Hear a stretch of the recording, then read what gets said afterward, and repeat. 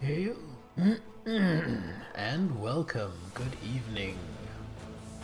It is time to continue the legacy of the Van Valencia's dynasty, as we try to investigate and quell some kind of rebellion on our agri-world of Janus. Hope everybody is well tonight.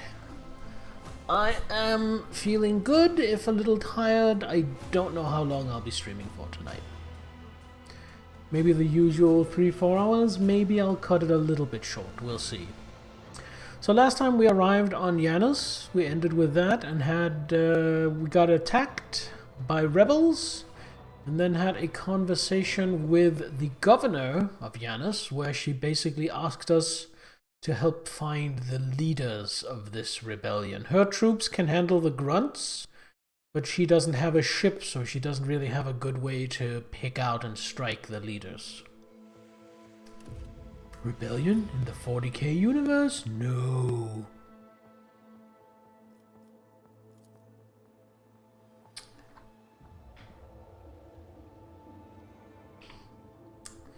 So she did give us a few people to talk to for info. Governor's aid. Let's see.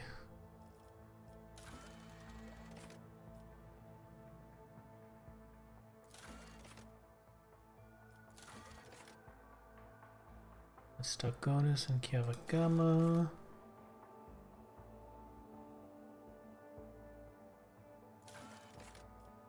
There we go. World Shapers. Gather more info about the rebels.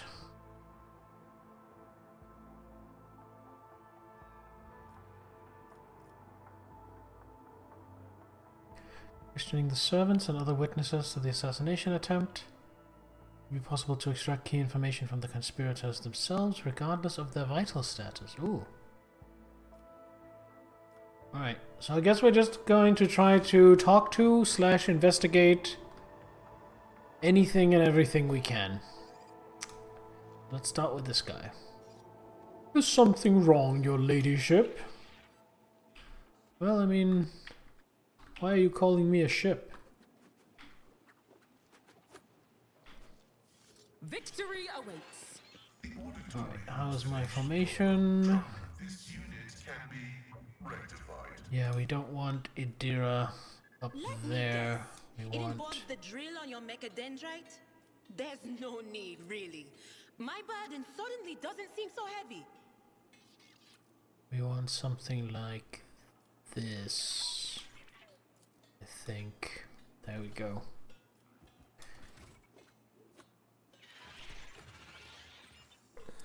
Another state warden. I won't tolerate weakness. Who's this? Just another estate warden. State is under control. You are completely safe, lady.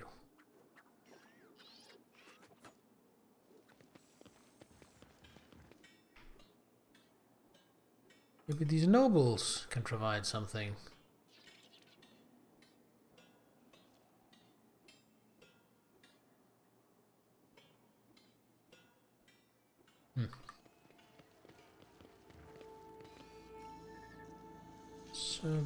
Servant.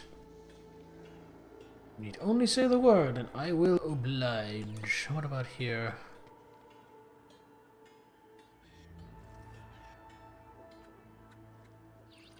Okay.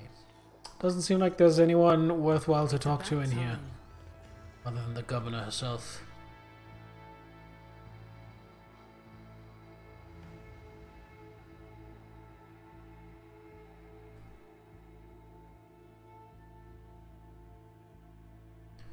Governor Viat's estate. I am really interested in that Iliad character. It does kind of look like an Eldar to me. To comprehend the limits of baseness and vice? Is that why Viljai is allowed to live? You simply have to hit every nerve you come across, don't you? Let's just chalk this one up to the Lord Captain's whims.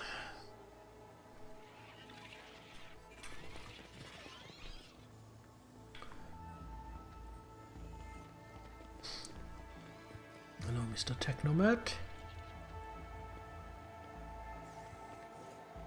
Mr. Servitor. Oh, the Servitor definitely won't have anything to say. Yeah, Servitor doesn't notice me. Decent. Ooh, very pretty bird. Janice Noble, do you have anything interesting to say? It is an honor, rogue trader. Well, if it's such an honor, why don't you tell me something useful? Make yourself worthwhile. Status under control, you are completely safe. She says 10 meters from where I was attacked.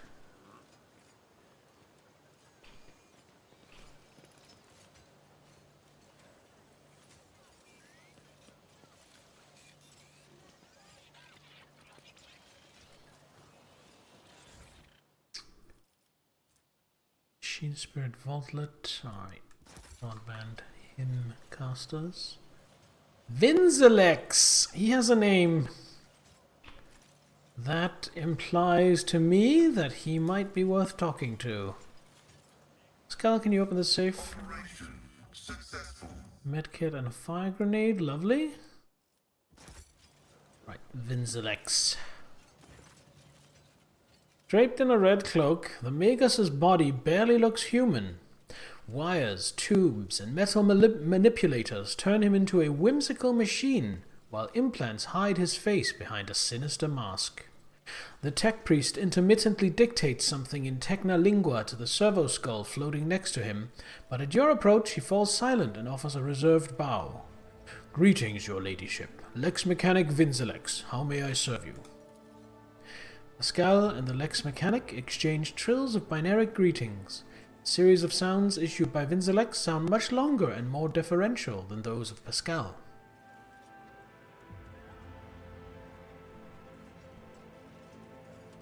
Alright, well, let's question him. What do you do here on Janus? The Tech Priest's mechanical voice comes from the speaker in his neck.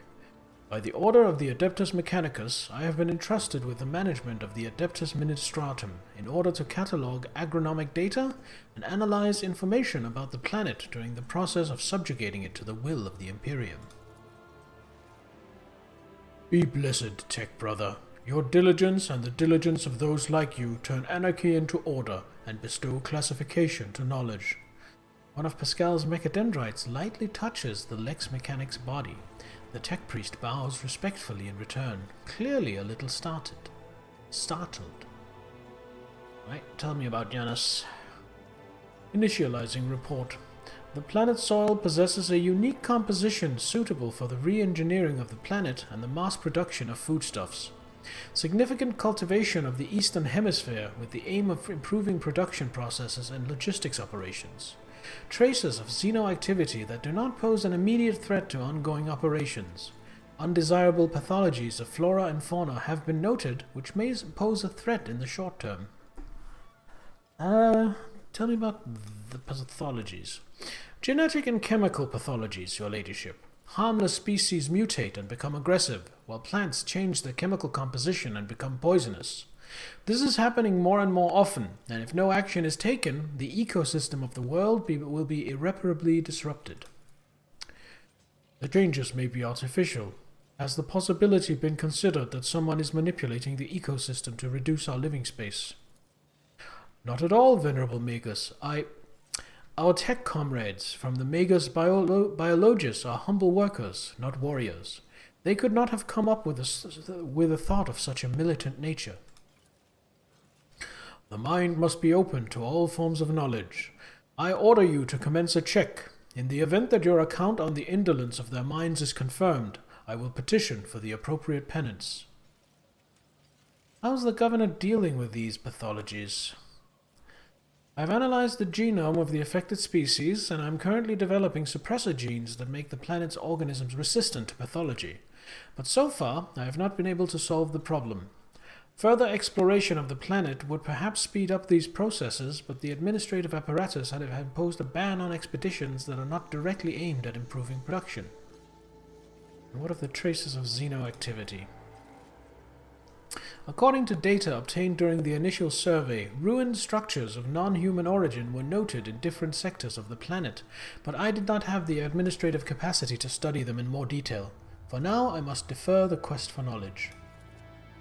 The Lex-Mechanic speaks the last words with distinct envy, his eyes fixed on Magus Hanuman. Alright, let's talk about something else. How many servants of the Adeptus Mechanicus are here on the planet? According to the data stored in my cogitator, all infrastructure nodes for food harvesting and processing have their own contingents of technomats. The total number amounts to 253. Correction. Based on the latest data, the figure is 211 units. That's quite a significant drop. I wonder why. How are things with you and your fellows? Maybe that'll clear it up. The current situation on the planet is assessed as stable. The progress of the prospects is assessed as encouraging. Alright, we will speak later. I was hoping to get more from him. I guess I'll take what I can get. Loot, security officer, Elliot. Was there anything at all down this way? No? Literally nothing. I like that Oh, no, it's not mine. It's just... Apparently this place just has assigned a servo skull to me to follow me around and announce my presence. Bow, measly peasants, before the glory of a rogue trader. It's a good thing I'm not trying to be incognito. A new challenge for me. And there is... Come on, there is no way she is not an Eldar.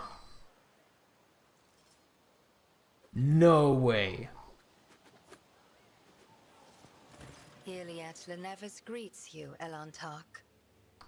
The bizarre creature before you only vaguely resembles a typical human. An elongated body, slender limbs, pointed features. Every aspect of its appearance is unnatural and alien. The creature turns its head to you.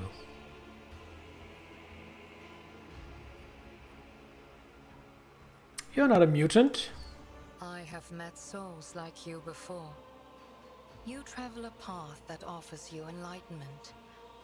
A rare gift among your limited kind. Stares at you with strange eyes, wearing an expression that is remarkably difficult to interpret. At last she arches one eyebrow so subtly you almost miss it.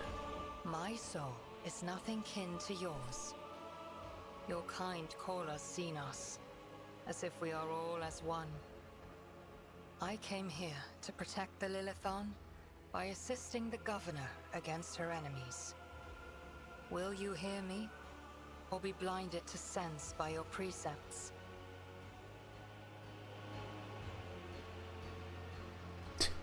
I don't even have the option to be friendly.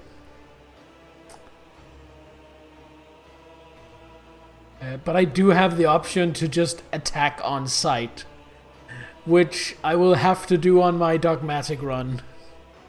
But for now, I will speak with you, Iliad Lenevis. But keep your hands where I can see them.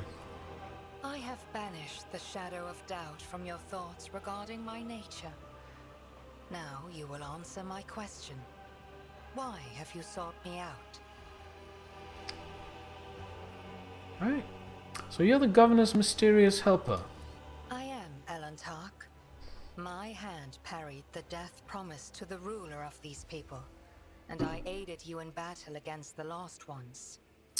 Why are you helping the governor? This world is in distress. I wish to protect it from unnecessary suffering. Alright, what do you know about the rank-and-file rebels? Only that they threaten the established order. There is much risk to this world should the ruler die. Iliad's face is unreadable, but you detect a strange tension in her voice, as though she is choosing her words carefully, and why wouldn't she be in this situation? Do you know who's behind the uprisings? There is a malevolence here that drives your kin down the path of violence. Alright. Could you clarify that? But you are not asking for help, Elantark. You are merely asking questions, the answers to which are either unimportant or wreathed in shadow. Explore this place. Speak to those who know. A simple task for you, and an insurmountable challenge for me, since my very appearance provokes fear and suspicion. When you learn anything, tell me. Perhaps then my answers will be helpful to your search. Alright, she wants me to gather information for her. If you want, you can join me. None of the locals will dare look askance at you in the rogue trader's presence. So be it. I will go with you. So does that mean... This is a Xenos. The tenets of the Bloodspun web warn us about their deceitful and vicious nature. They compel us to destroy them on sight. She is an enemy of the Undying. Yeah, you know what? I would rather hear what both Idira and Cassia have to say. I think their insights are going to be more valuable. My judgments and choices are for me alone, monkey. If uniting with your mistress will bring peace to the Lilithon, then it is the true path. Do not get in my way if you value your next breath. Ooh, rawr, rawr, rawr. Getting catty. Your attempts to intimidate me are as hollow as the lies seeping from your lips. These guys are gonna get along great! Race stands between my blade and your throat, Xenos. I am ready, Elantark. Let us go forth. Iliad's... Oh my god! I had a suspicion she might be a follower, and turns out I was right. Iliad is a Xenos, one of the Asuriani. She is a ranger who follows the path of the outcast, and her skills in ranged combat are without equal. I don't know, Argenta's pretty good. Iliad does not use human weapons and can wear either Eldari armor, or, if she learns the required feature, Drukhari armor. Iliad's unique ability instantly ends her turn. However, at the start of her next turn, she will make an attack that always hits its target. Freedom's Choice! Luminov! Both of you guys, welcome on in! Nittler, would you be so kind as to hit my man Freedom's Choice and my man Luminoth with a couple of shoutouts? I think Bear is a cutie, yeah. I am not leaving Cassia. I think Bear is a cutie, yeah. Aw, thank you guys. I'm gonna do a dick move.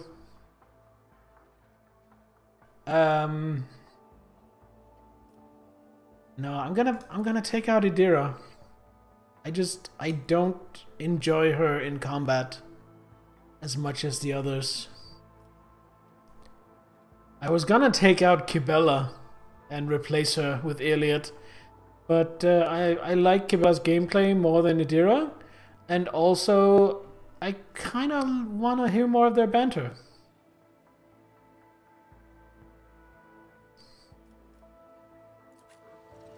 So, since she is a companion, let's see, she has no...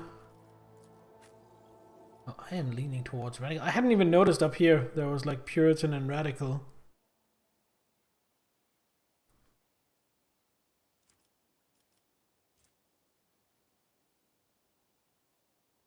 Yeah, I am definitely more radical. Where is everyone else? Oh, she is leaning hard towards Puritan, slightly towards Puritan, neutral, slightly towards Puritan. Okay. So she has mastered operative. Okay.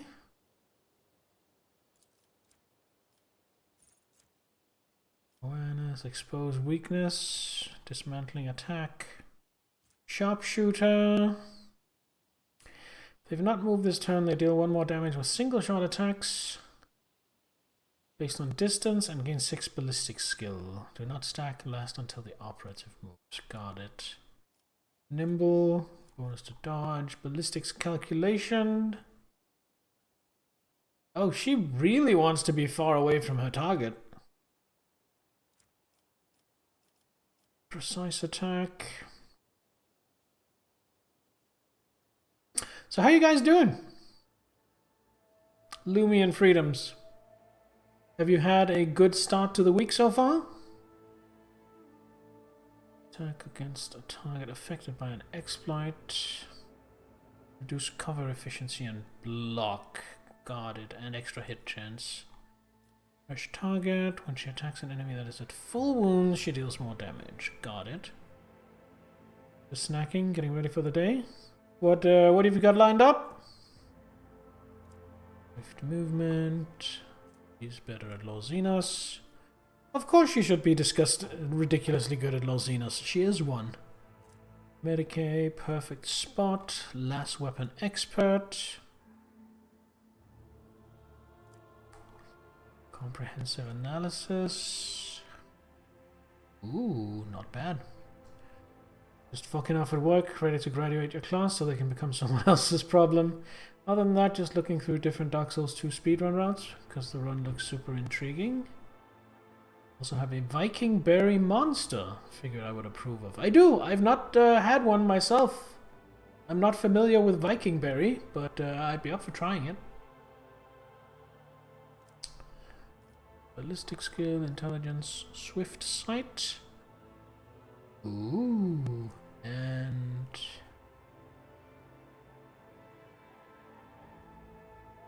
yeah. The problem with dismantling attack is that it's only against a adjacent enemy, apparently, which is a shame.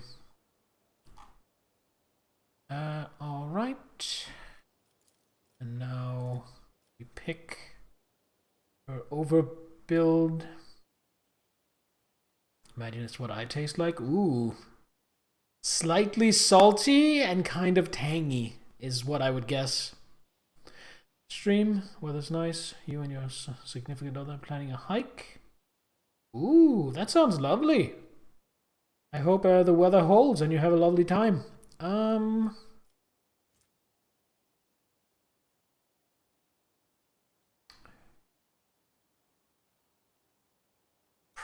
Probably make her an assassin.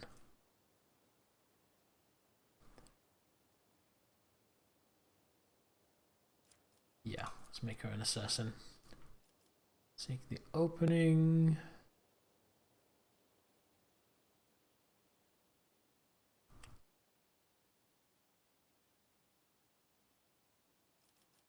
Okay, then we choose an ability.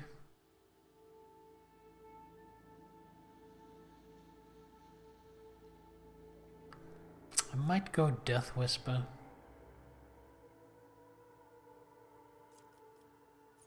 Assassin attacks.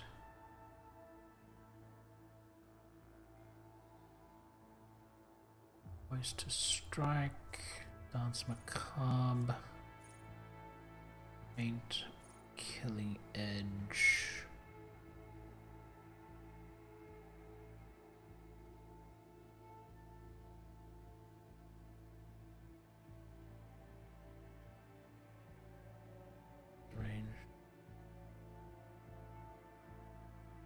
Let's yeah,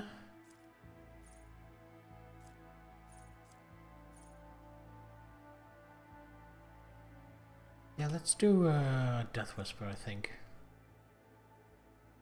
60 Fahrenheit, clear skies. What's 60 Fahrenheit? Hold on, give me a moment to look that up. Alright. That's a pleasant temperature, especially for moving around. I like it.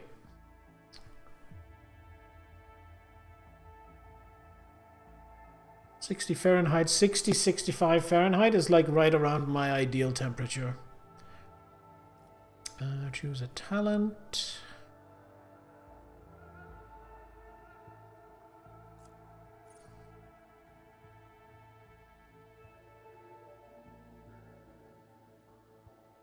Till the end of the assassin's turn. Pizza time.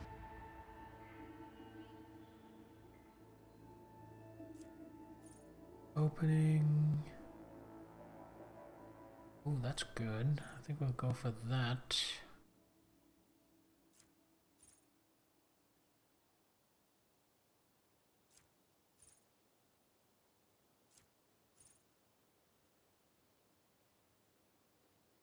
What is unsuspecting? Ooh. Pizza time. Nice.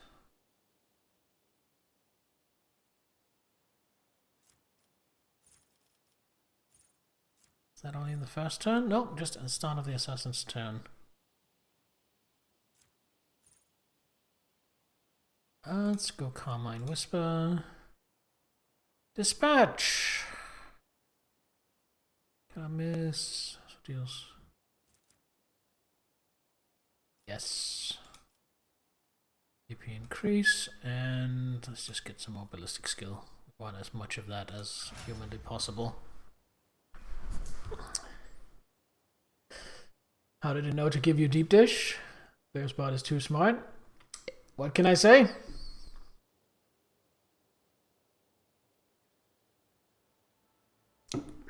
Let's see what I get.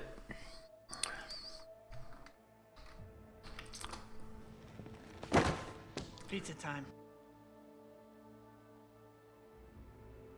Ham, bacon, onion, peppers, chili, and cheese. That's pretty good. I would demolish a pizza like that. Can't wait to have deep dish again. Do they not do deep dish properly in Texas?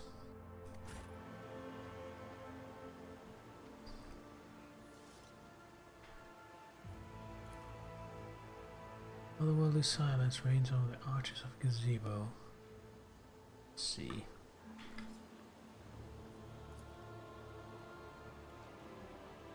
Icy covering the archway gives off a delicate, heady fragrance, although you do not see any flowers. Sounds good. Got me a truffle mushroom pizza. Ooh. Nowhere does deep dish properly except Chicago, and even some places in Chicago fuck it up too. Victory awaits. Well, I guess I've never had proper deep dish then, because I've definitely never been to Chicago. Oh, hold on. Let's have a look at her inventory. Okay, so I did find some armor for you. Where's any cover? No, that is better. So already off the bat we have an upgrade. Then we have this.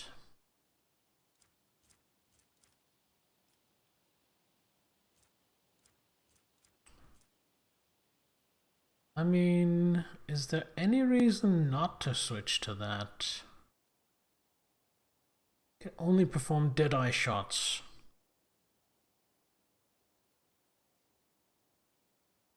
Oh. Yeah, then I don't think the extra damage is worth it. I think we're actually gonna stick with the regular Eldari long rifle. As for her offhand slot...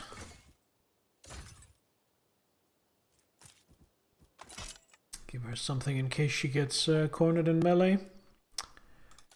Any trinkets we want to put on her? That does nothing for her. Ooh. That would be amazing for her. Inertia boots. That's a melee attack thing. Although she could use that to get out of close combat. That might be good. Single attacks with bolter weapons. I need to put that on Argenta when I get her in my party. Provocateurs.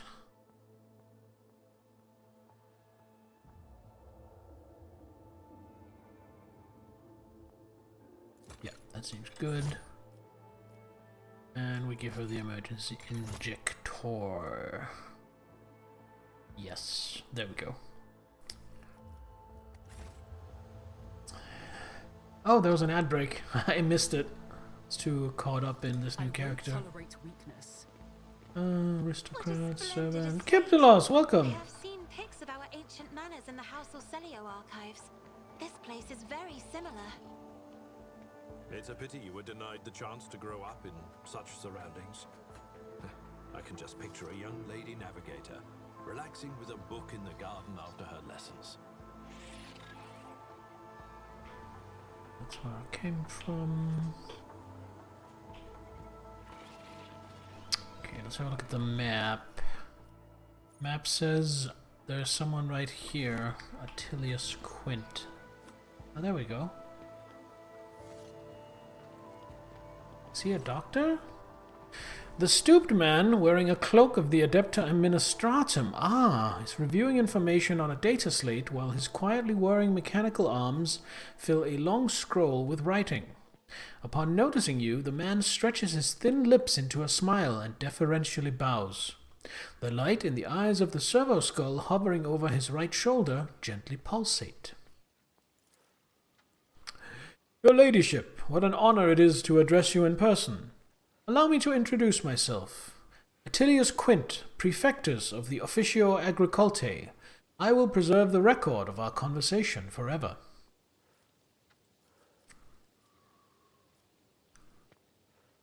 All right, well, let's get started.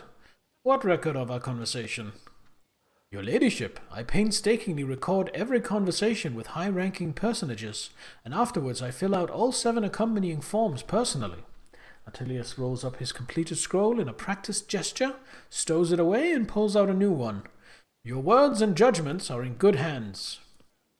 Attilius' mechanical fingers fly over the scroll as he fills in another line.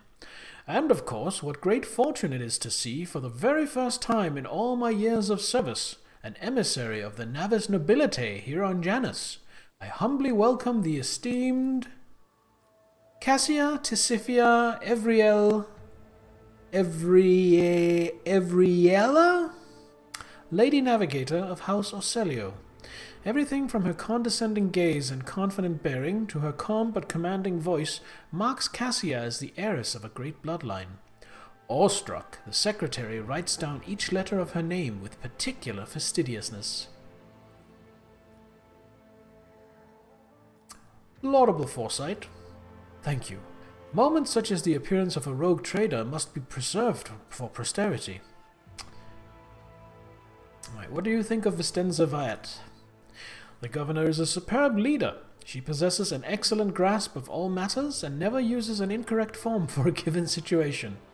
I do not pry into her personal affairs, but, if I may speak plainly, a lady who fills out paperwork with such finesse cannot be a bad person in my view. Right, what do you have to say about the governor's helper, Iliot? Attilius looks askance at Iliot and offers a strained smile. A highly exceptional individual. After today's regretful event, I am beginning to hold her talents in particular esteem. Verily, even mutants who have seen the light of the God Emperor can faithfully serve his flock. Moreover, Iliot's particular abilities could be an interesting subject of study for the Magus Biologus. That elongated head shape, those eyes. Judging by the skull that was given to me to send on to Footfall, such developmental anomalies on Janus are not a quirk of nature, but some kind of inheritable trait. Iliot freezes completely, turning into a living statue. What did you say? Oh, madam, have my words upset you? I'm certain your kinsman would be delighted to learn that people wish to make pretty presse-papier out of his remains. And besides, I could be wrong about the nature of his origins. What skull are you talking about? A most remarkable item, I must say. A true anomaly. One moment. After rummaging in a nearby container, Attilius draws out a parcel which he immediately unwraps. Here it is. I believe the finished piece was intended to be given as a gift to the governor, but under the current circumstances, I doubt I will be able to send it to Footfall any time soon. Iliot stares at the skull in silence.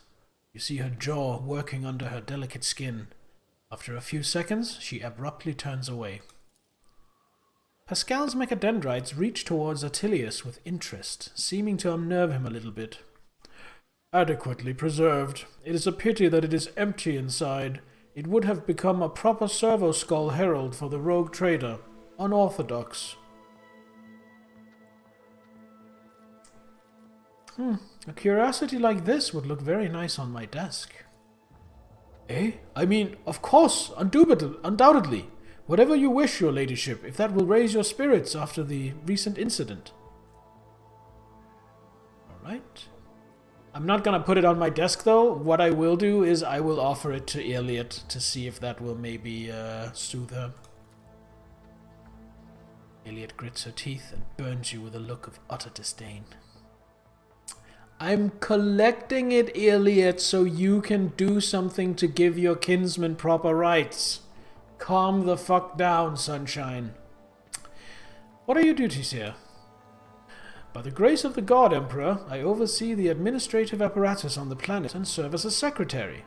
I am also responsible for the logistics related to supplying the planets of the Von Valancius dynasty and the timely payment of tithes to the Imperium's official collectors. Speaking of the Von Valancius dynasty, when were the last shipments sent? Oh, your ladyship, our supply shipments are all in order. All foodstuffs and other items are ready for export and are simply awaiting the arrival of the transport ships. However, given the current circumstances on the planet, Janus could not provide even one tranche more than what is already prepared. I am certain the situation will be rectified in the near future. Right, and when did the Imperial collector ships last come to Janus? Oh, your ladyship, I must confess that as yet I have not had the pleasure of filling out a sacred tithe protocol form, as the last Imperial ships to come here did so under my predecessor. Come to think of it, that would have been several decades ago. I do hope the logisticians responsible for such an unforgivable oversight lose their heads over this. That's enough. Tell me about Janus. What is happening on the planet? Alas, your ladyship, rebellions have caused us too many problems in recent times. The rebels are interfering with established processes, interrupting supplies, sabotaging the serfs' work. A few nobles have even been killed, and worst of all, some of the victims occupied important administrative posts. Until their replacements pass their checks, complete all their induction forms, and go through the official appointment procedure, important paperwork is going unsigned. It's a bureaucratic catastrophe. Ah, spoken like a true member of the Adeptus Administratum.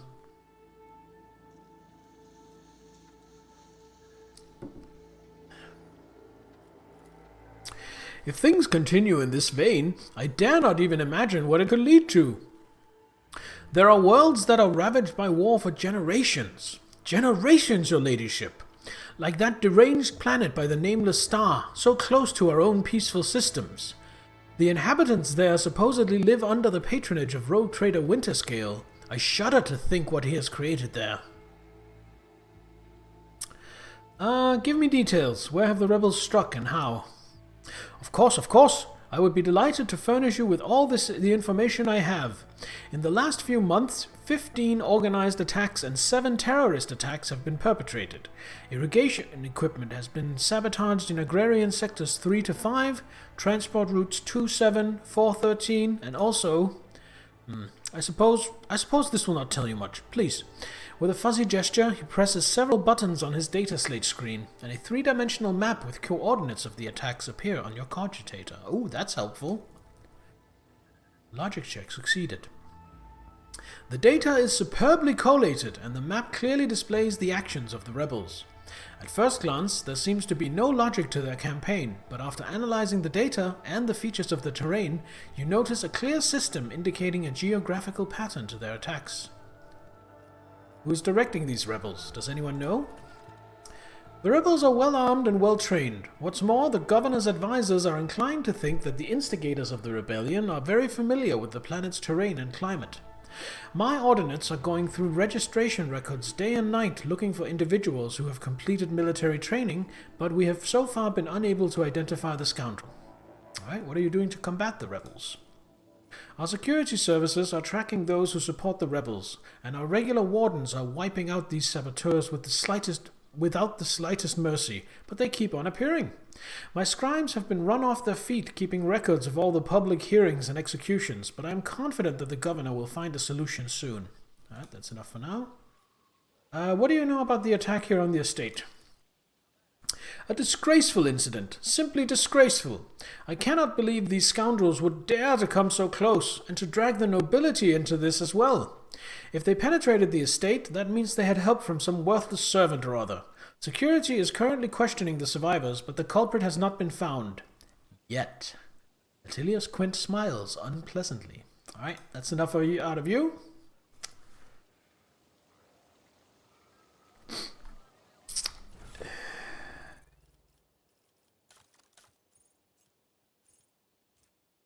Why are these here? They should be in cargo.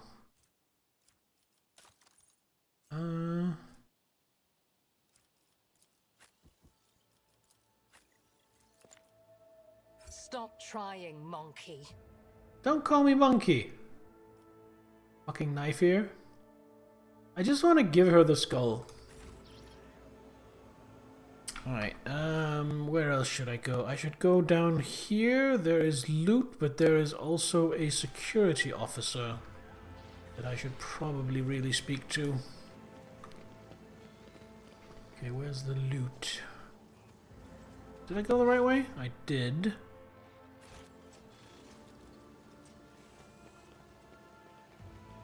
Yoink that. Yo! My lord, reinforcements have arrived! Reinforcements?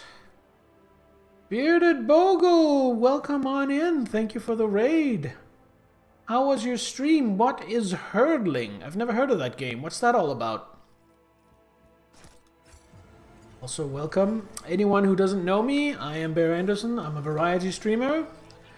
I do a lot of sci-fi and fantasy. I do a lot of shooters, a lot of RPGs, a lot of action-adventure, action RPGs.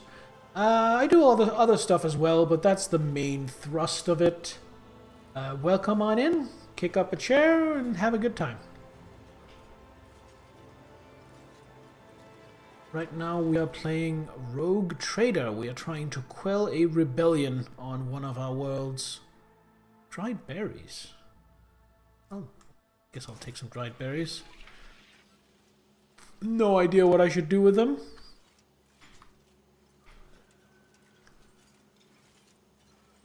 I'll show you my dried berries. What have we here? As it Something of should be. interest. Sealed containers marked with the familiar insignia of the Munitorum. Oh my. And additional seals of a forge world unknown to you. The crates contain high-grade weapons, likely made to order. Dried berries goes well with some yogurt and cereal. Yes, I could definitely see that. I've actually considered starting to make like smoothies where I take some frozen berries and some yogurt and some chia seeds and blend it all together, maybe with a little sugar. But I haven't gotten around to it yet. Sandsdale, Nittler, thank you too for joining the party. What we got here? Hotshot last gun. 4 shots at 9 to 11 damage. That's potentially pretty good, and a couple of multi-keys. I'll take that. None shall stand in my way. Last time I made smoothies, made too much. Needed to keep it all in a bowl covered in plastic. Yeah, I mean, I guess this wouldn't be smoothies so much as it would just be yogurt. But I really need some smaller plastic containers for stuff.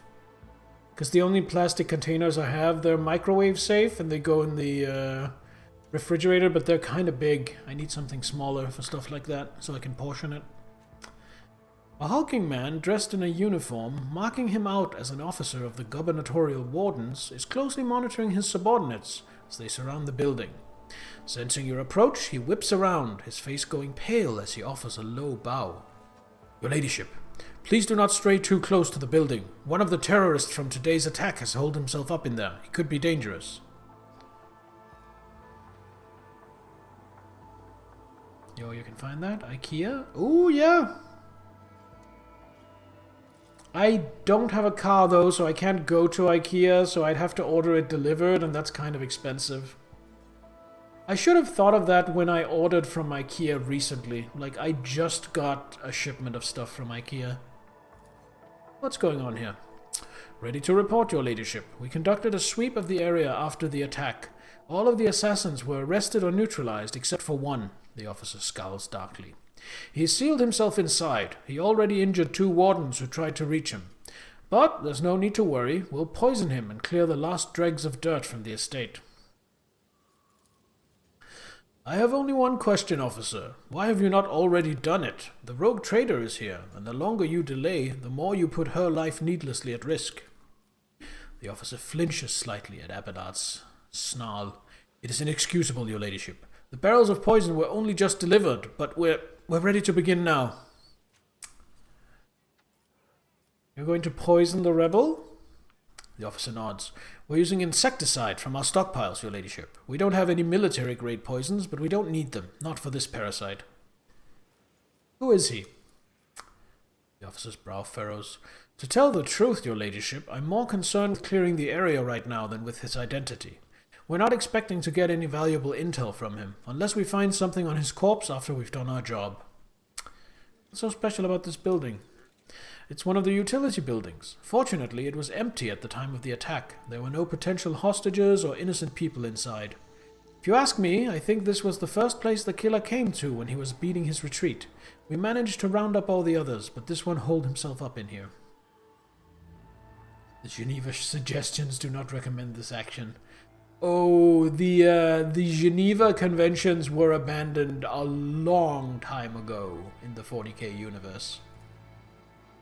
This is not an empty utility building, but an inactive backup crypt for storing refrigerant and freezing equipment. This is obvious. Your ignorance is depressing, servant. Sorry. I want to talk to the person inside. Are you sure? It's not exactly safe, your ladyship. The officer's eyes involuntarily sweeps over you, sizing you up. I want to solve this problem without too much blood or fuss. The officer takes a breath. As you wish, your ladyship. At the officer's signal, the other wardens take a deferential step back, clearing your path through the door. Pascal does not care for what is happening, just that the building was categorized incorrectly. Yes. Pascal is, I would say he is aggressively autistic, but then you go back on the ship and talk to his colleague Abel, and you find out that Pascal, by comparison, is actually a social marvel. When you approach the solid-looking door, a high, boyish voice shouts out, "Piss off! You won't take me alive! Better to put a bullet in my brain than let the governor's dogs get their hands on me." Okay. Let's have a look at the door. The door looks solid and formidable, but you notice dark marks on the hinges, a sure sign that the material is degraded. The door doesn't look new either. With a suitable tool, it could easily be opened. Abel is love, Abel is life, Abel is the autism. Yes, I love Abel. Abel is a darling, but he is also really autistic in a very adorable way. I am going to try a 47% coercion check. I am Teophania, rogue trader and sovereign of this planet. I think Bear is a cutie. Yeah. Thank you, Ghastly. In the name of the Emperor, open this door. Do you think I'm an idiot? Take your lies and choke on them, and your damn mistress. Alright, in that case, I'm just going to pick the lock. Takes you half a minute to figure out the archaic mechanism. With a soft click, the door opens, allowing you to enter. Wounded rebel. Inside is poorly lit, but you spot a person standing in the far corner. He's desperately gripping a discharged lasgun in his hands. At the sight of you, his eyes widen in recognition and fear. It can't be the rogue trader! The young man, practically a boy, falls to his knees and stretches out his bloody hands towards you. His clothes are burned on one side and grimy with baked-in blood. Your ladyship, have mercy! You are the sovereign of this planet. Only you have the power to save us. Save you from what? From Governor Wyatt. Everyone here knows what she's doing to us. We've put it up for a long time, hoping that somebody would intervene and help us, but nobody ever did. She's turned the whole world into a slaughterhouse. People are rounded up like groks from the settlements, supposedly to go to the palace, and they're never seen again. Her servants pour something over the fields, and then people lose their minds. They start hearing voices, seeing evil spirits, and while we're dying, she's sitting behind her white walls and feasting on our bones. Iliad's face twists. Sacrifices, madness, pain, and death. Even in so primitive a society as this, such rites seem senseless, not worthy of such efforts. What is this, a random quirk of nature, or something darker? I was taught that peasants have a tendency to exaggerate their suffering due to sloth and weakness of spirit. But this young man, vermilion thorns pierce every centimeter of his body, and grey shackles bind his hands, feet, and neck. There are no lies in his words, only terror and desperation without end. You're telling me people are seeing evil spirits?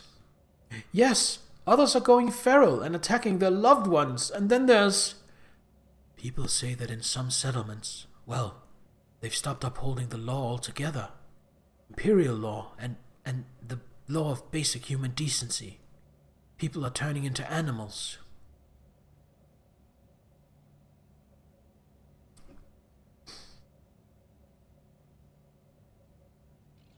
Yes, Sandstail, if they didn't want to work 16-hour shifts, they should have been born nobles. That's their own fault. Who's behind the rebels? He swallows nervously and looks at you with fear. Your ladyship, I beg you, don't ask me that. I can't sell out my brethren. It's over for me, but the others, I won't betray them.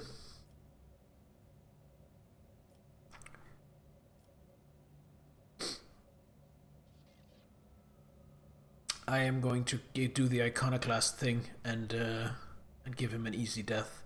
But before I do that, persuasion. There will be no end to the war on this planet until I get a handle on the situation. But to do that, I need to meet with your leader. Boy hesitates for a few seconds and his head drops limply. As long as you keep your word. I've never been in their camp. None of us have. Only the chief saw one person from their base. He came a few times, bringing weapons and orders. He said he represented a greater force than we could imagine, and that he said that the governor's dogs will pay for their reprisals in the settlements. But that's not where they're hidden. They keep their distance from ordinary folk. Ooh, that sounds suspicious. We have it all worked out so that if anyone gets caught, the others aren't caught with them. But I swiped the chief's vox. I thought after I killed the governor I could use the message coordinates to find the base and hide out there. The boy retrieves a vox from his pocket and holds it out to you with a shaking hand. That's everything I know, your ladyship.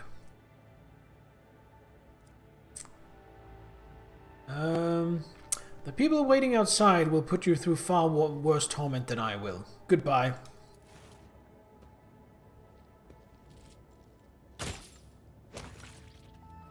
Buddy goes limp and drops to the floor.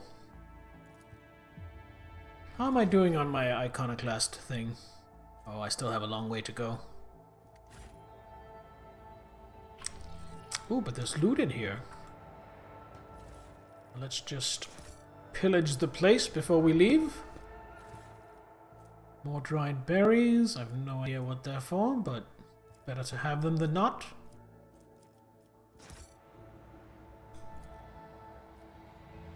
Pascal, can you pick this? Thank you. What do we have here? Disinfection device. Plus 15 bonus to carouse. Okay. Maybe...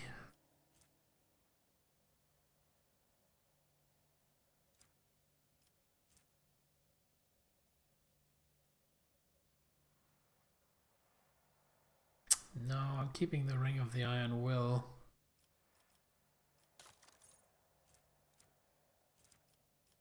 I'm wondering if maybe I should get it on my character, actually.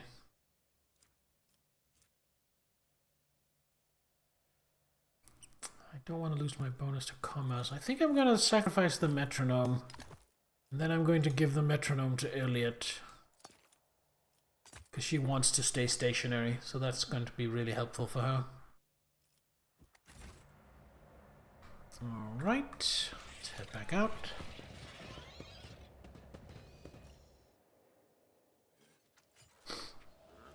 Oh, the security detail have just cleared out. Hammy looking practical, but actually works as added bullet protection from the back. I mean, it's spectacular, isn't it? The web serves. I'm always ready.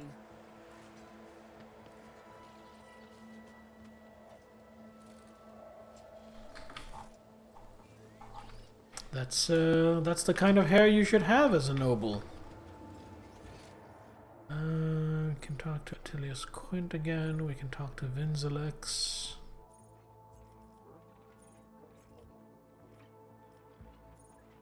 Okay, let's have a look at that Rebel Vox.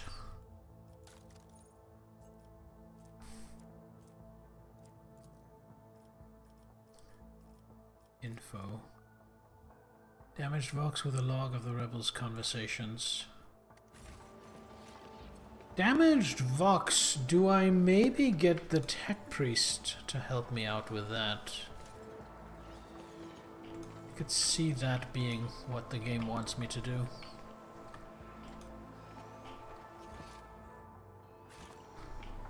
It's about time.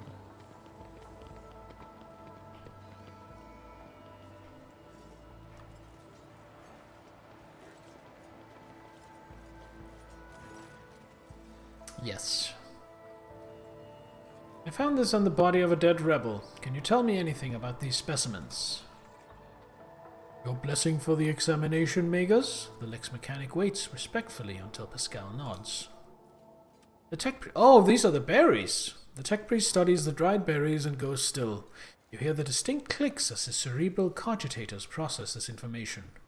Creeping creeweed, a typical plant of the Western Hemisphere. We've studied the possibility of industrial cultivation, but the process was found to be inefficient due to the specific requirements of the soil, which is found in the right composition only in the archipelagos of the planet.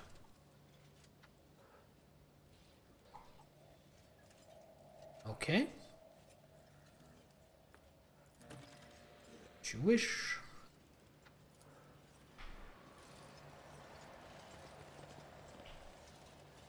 Interesting. So that tells us they're probably on the Western Hemisphere. Let's talk to Attilius Quint again, see if he has anything to say. No. Alright, let's go talk to the governor. See what she has to say for herself. Don't want to show my hand too much, though. So I'm not going to directly accuse her, at least not yet. After all I have to go on so far is the accusations of one terrified, wounded rebel. This time, however, I will bring my entourage to talk to her.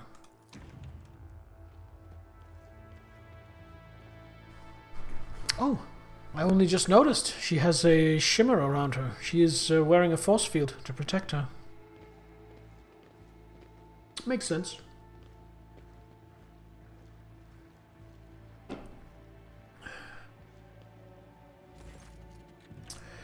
Greetings, your ladyship. How may I be of assistance? She flinches when she notices Kibella standing at your side. A death cultist? My, how unexpected. Must someone face severe punishment in the Emperor's name?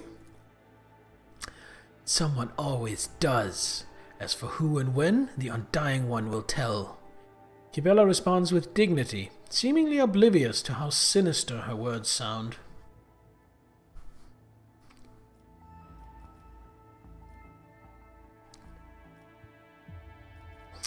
You neglected to mention the strange changes in the planet's flora and fauna. Magus Vincelex is a very wise man, but his fixation on evolutionary processes seems a little extreme to me. Janus was heavily cultivated, forests were cleared and mountains raised across half the planet. It's no surprise that we are still noticing the consequences of those changes. That's a fair argument. It's possible that the plant mutations are connected to waste runoffs from the harvesting equipment. And the changes in wildlife behavior could be a reaction to the expansion of the cultivated area. Miss Denza shakes her head with a laugh. Are you surprised by my knowledge of the topic? A whole dynasty has dedicated itself to taming Janus, this plentiful yet stubborn planet. Every member of the Viat bloodline is versed in the fundamentals of planetary engineering and its consequences. You know what? Fair enough. I'm gonna save this one for last. The tech priest mentioned ancient ruins belonging to the Xenos. I know to what you're referring. Strange structures of an unknown material. For the prevention of any unfortunate accidents, I ordered the area to be declared out of bounds for all. Some things are better off left under a thick layer of dirt, beyond the grasp of even the enlightened minds of the Adeptus Mechanicus. And finally, rumors have reached me about oddities among Janus's population. I don't deny it. Some of our experiments exact a higher toll on the population than others. You see, recently one of the noble families of Janus has taken on the difficult task of enhancing the attributes of our workers. So far, it has involved introducing experimental supplements to their food and mental conditioning in monitored settlements. Sometimes procedures are disrupted and part of the population suffers from side effects. The specialists of the Gravas family would be better placed to inform you on this topic, but alas, they are currently engaged in the field. Alright, I will take my leave. I mean, that seems perfectly reasonable, right? She has a reasonable explanation for why things... Still streaming? No! Actually, I ended stream payment a few hours ago, and I only just started back up an hour ago.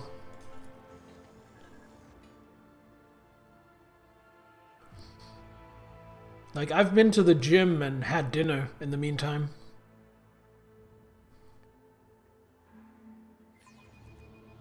Anyway, how you doing, Payman? What's up?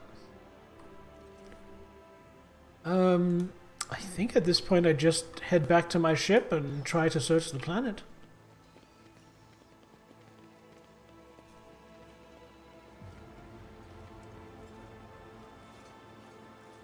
Let's save before we do that.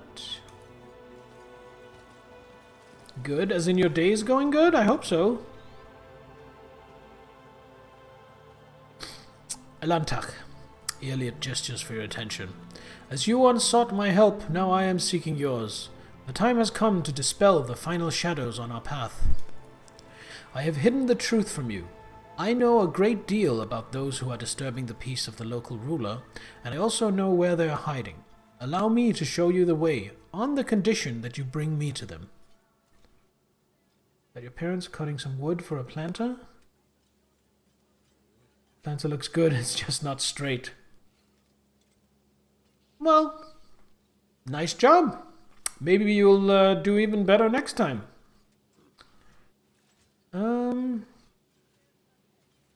Why did you not say anything? No other path was open to me, but now our paths are aligned. And my decision was motivated not by caprice, but by reason, which compels me now to be honest with the person who can fix all of this. Everything you have discovered, everything you have learned from your kind, they are all traces of the same calamity. A calamity that will eclipse all the strife and wars on the face of this world. All the signs were plain to see, but I was here and the monkey failed to recognize the coming storm. Please, follow me, Teophania. You must if this world truly matters to you.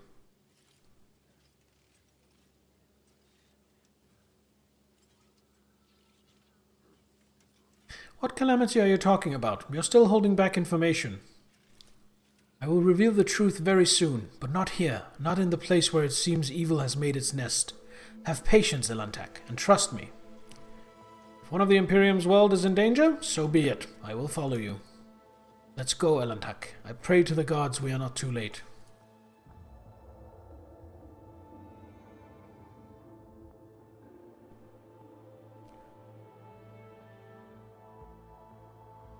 And then it gives me the tooltip with Xenos are the mortal enemy of every subject of the Imperium.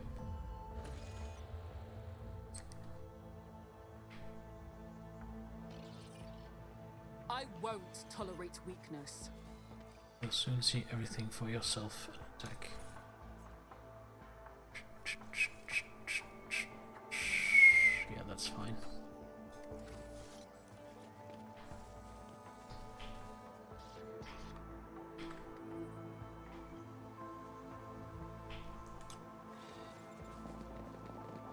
Lord Captain Theodora and I once landed on a green world similar to this one. 2/3 of the team perished in the jaws of wild beasts, while the rest died of fever. How encouraging, Abelard. Thank you. Nothing's impossible for this old officer.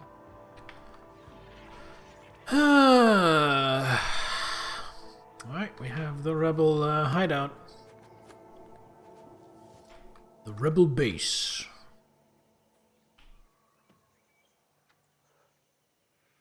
How was gym? It was good. It was good. I worked out my arms and shoulders, and I got a good workout in. Take a knee and bow before I'll bleed you dry. I was hoping to talk to them. Oh, there we go.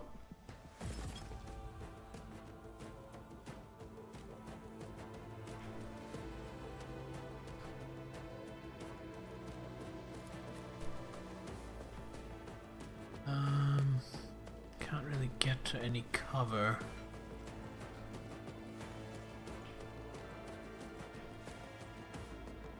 So I'm gonna try something.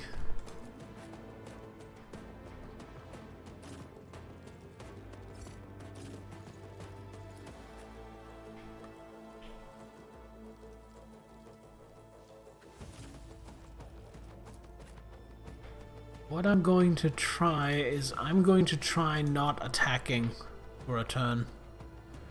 But you know what? I want Elliot there.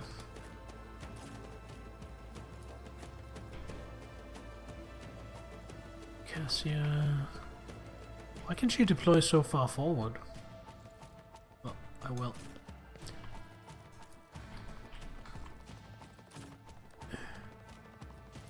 Let's get to it. Here we go.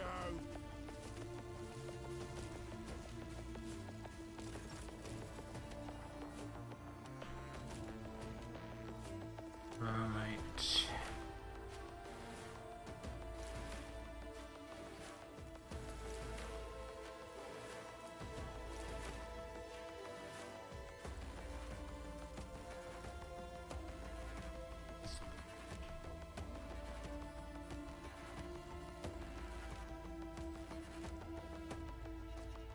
I'm gonna save. And then we're gonna run an experiment. I'm going to try not attacking and see if we can clear this up before I start murdering them. They're probably gonna get a turn or two attacking me first. And then hopefully Elliot will convince them to stop attacking. Oh, that's a combat servitor. Got a firebomb. We managed to take out most of them with little effort. Yeah, if I have to reload and actually fight, I will probably use a couple of grenades. Let's get to it. Unworthy soul. Let's make it quick. Hold on.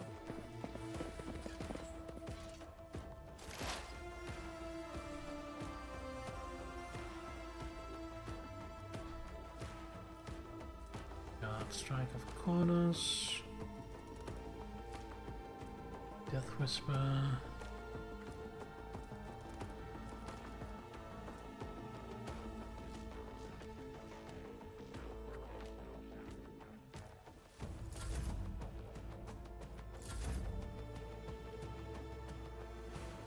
Abelard out front to do some tanking. Victory is imminent. Indeed. Show me what you've got.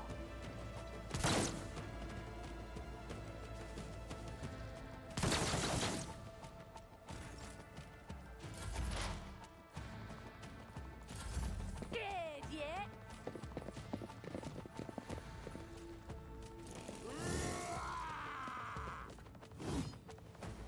Let's make it quick. Doesn't seem like they're calming down. I've suffered worse.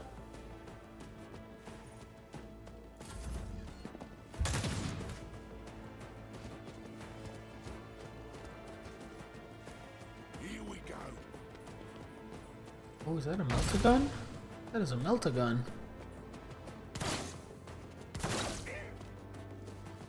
I'm starting to doubt this experiment and starting to think that maybe I should have just fought. Suffering is part of the trial.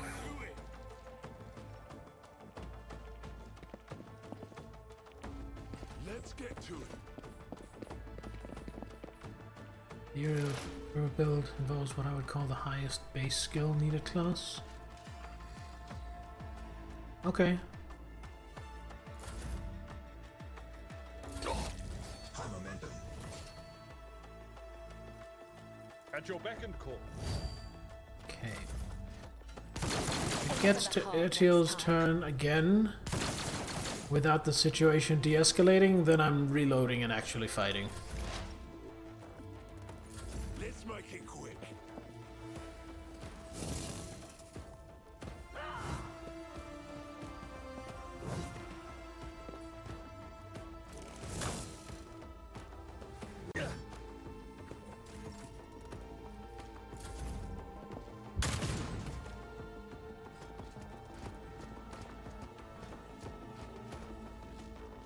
Here we go.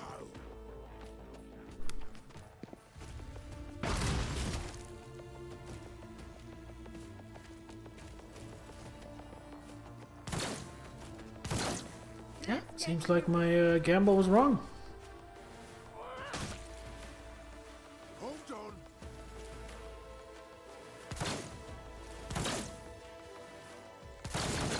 Curse you, miscreant! Let's get to it. Let's get to it.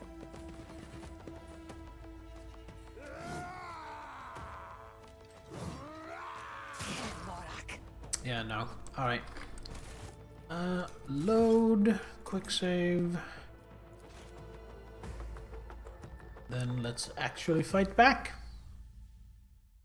Since apparently they are not amenable to a peaceful resolution. Okay, so who's up first? Cassia. Wonderful. Be careful not to cross my gaze. Well, she has a lovely little ability that does this. Assist, Lord Captain.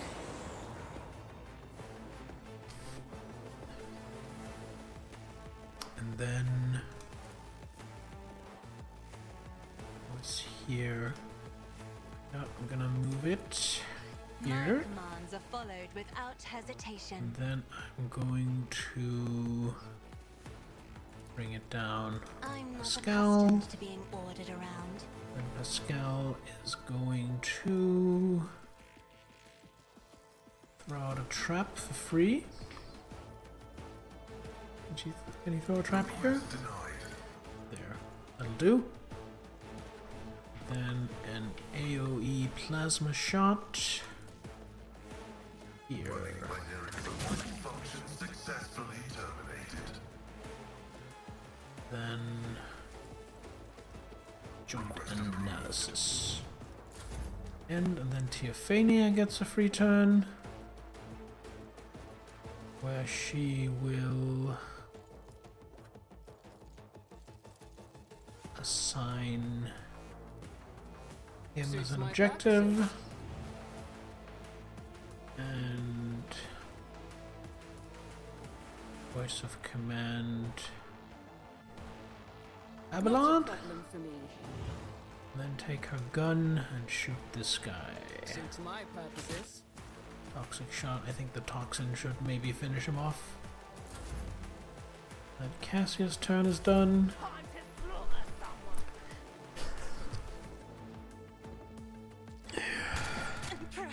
Ow! Bastard! Let's make it quick.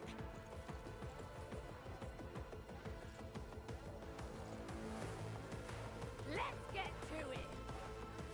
Alright, that heavily armed rebel, I think, needs to be a priority. He needs to die. No, these ruby flashes are choking me. Hold on. Out my way. who is up? Elliot. Okay. Let's see. His opening is behind, so that's no bueno. Let's see what options I have. So perfect spot, aim for the opening. So perfect spot, aim for the opening. That's 3. Deadeye shot for 2. That leaves me with 1, which I then use for in my sights. Yeah, that's what we do. I understand your intent. Perfect spot. Aim for the opening. Thanks, camera. Deadeye shot. Good amount of damage, and then in my sights. Oh, I have to pick a target? Alright. Now Teophania. Oh, he was the target. He was the objective, right? Which one did I pick as an objective? I think it was this guy. No?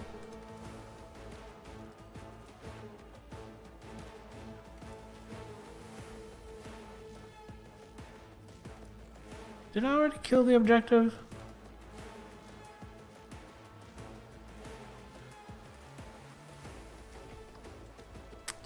Whatever. The main thing is it's not this guy. Right. Move up.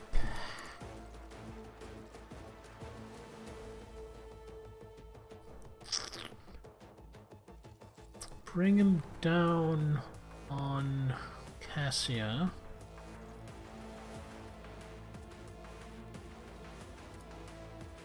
Mark you as a target.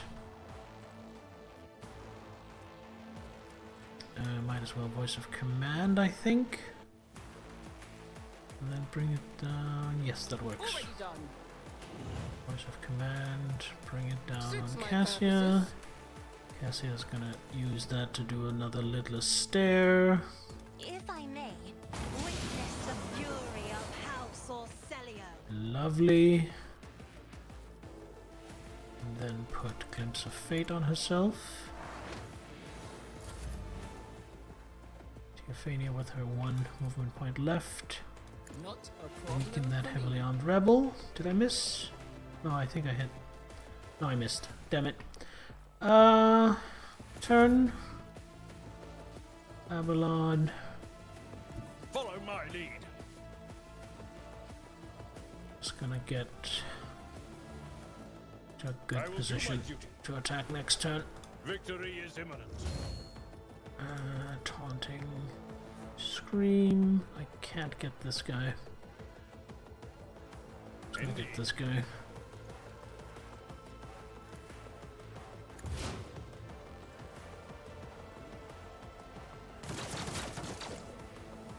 I'm here, maggot. That was insulting. Now Kibella. A dance of blades and shadows. Alright. How much does he have? He only has 18. Is that just gonna be a regular? No, a regular attack won't do it, but Blade Dance will. Trust me, let your soul be killing. Brings me no pleasure. And then we jump. As honor ordained. And then he has 53 left.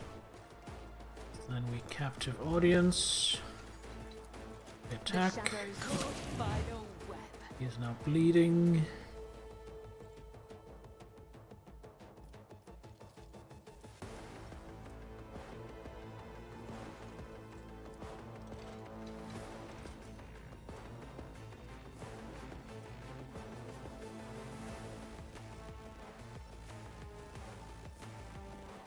Carnival of Misery would instantly kill him. We're gonna save that for the combat servitor, I think.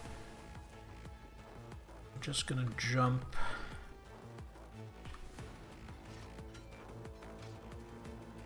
Here. I shall not fail. And then Acrobatic tenants artistry. demand. Oh, why did it not attack when I jumped back there? Damn it. Now Pascal, I feel like he is more needed up than down, actually.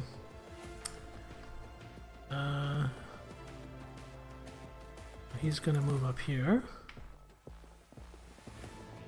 He is going to Machine Spirit Communion, these three.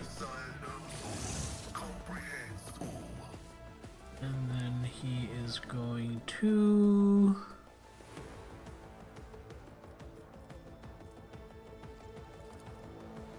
Brutal Strike. And then he's going to put down another trap here. There we go. Turn. Cassia, she's basically up to full again.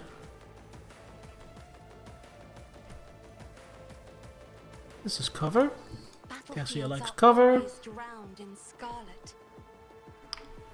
Why does she only have 3 action points?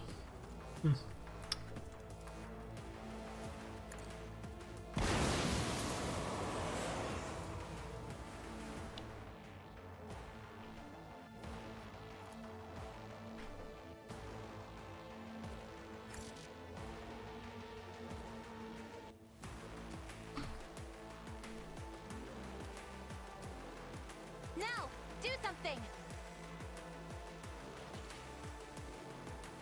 Not great, but it'll have to do. What you've got.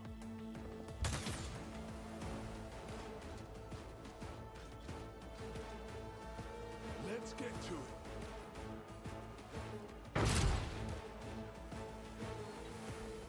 Scared yet? Pain and duty go hand in hand. Let's make it quick.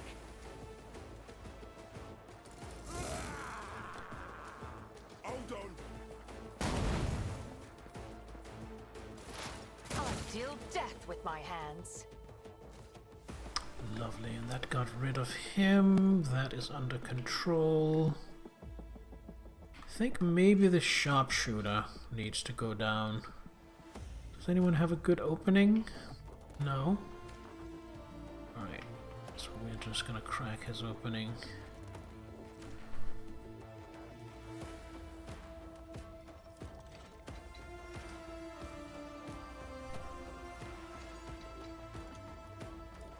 Do you have any exploits on him?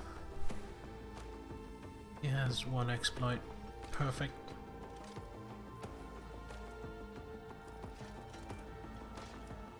Okay, so aim for the opening. If I must. Give him an opening.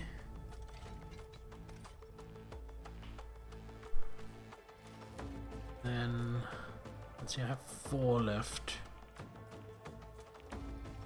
Death Whisper, 0 AP. I guess we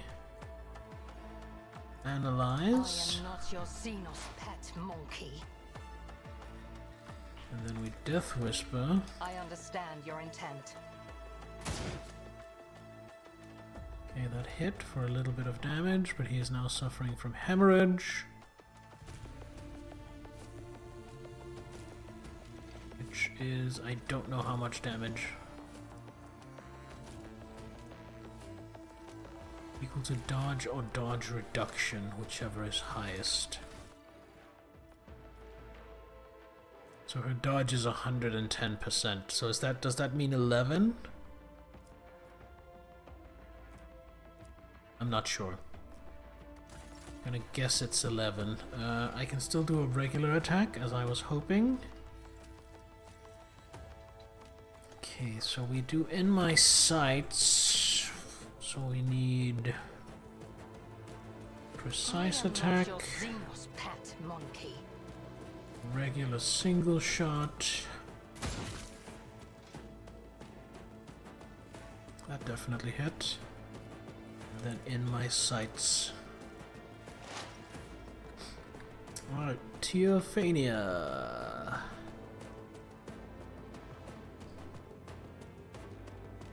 Oh, actually, we have ad break, and I did not take the first ad break of the stream.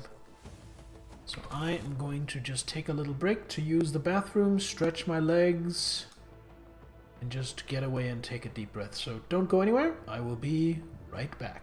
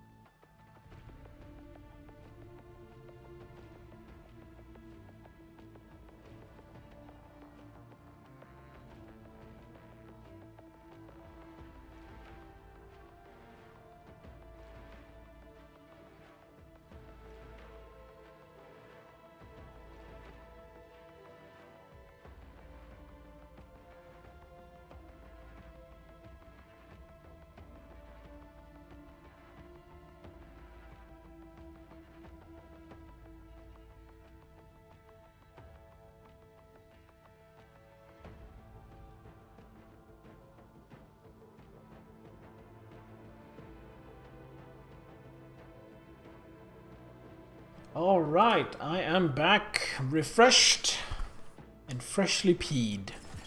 Do I like where Teophania's placed? Kinda do. I really want to give her move, but it's too late. I think I would rather give her move than one of the others she has. Cassia, what are you equipped with right now? Your marksman rifle. You're not doing a lot of melee attacks then, unfortunately. Welcome back. Thank you, Payman. Thank you very much. So, Abelard served me. Abelard voice of command. He's overexerted. God damn it. She is definitely also overexerted. Can I voice of command one of these people up here? I don't have time for this. No. Actually, could I do it to Iliad? Too far. Alright, so we have to figure out something else to do with her turn. So I think one thing we're going to do is we're going to do a Deadeye shot into him and miss, or rather have him dodge. That's annoying. Then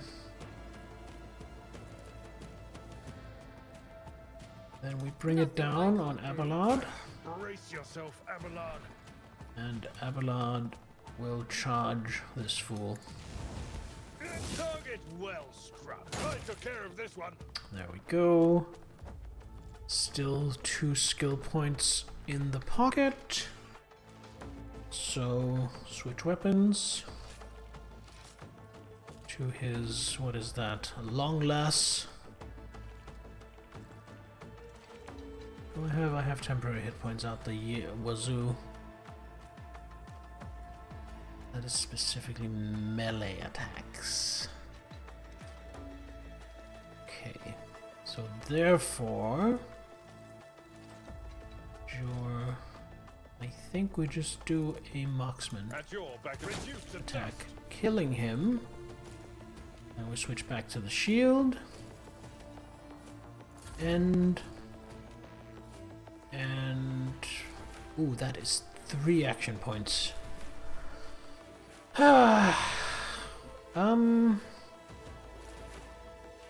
I guess I don't have... I guess I will assign... No, he's too far.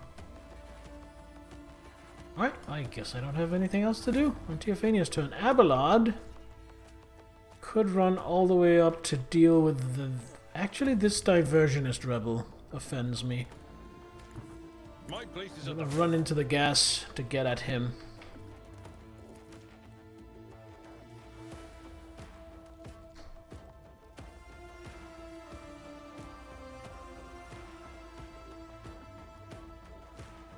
It will be done. Didn't get an attack, but I did get to here. Then swarm I will do my enemy. duty. And then we wallop him. Good amount of damage. No shield bash because we already spent that. Then don't need to endure. I think what we're going to do is defensive stance.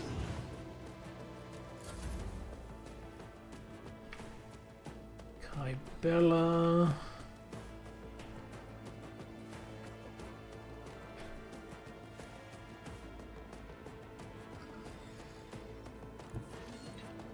Wouldn't give her line of sight to anything. Oh, she doesn't have the right weapon equipped, right. That would give her line of sight the combat servitor. So we activate Merciless Verdict. We also activate... Captive Audience is melee only, right? No, it's not. We also activate Captive Audience.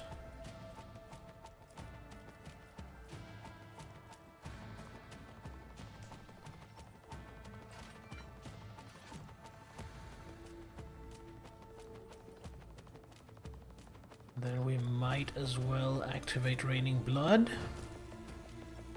And then with all those buffs on our attack, we shoot the combat servitor.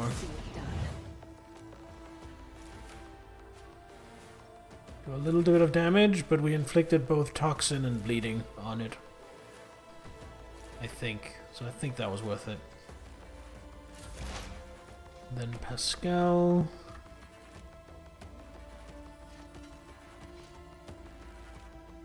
Just gonna walk to here.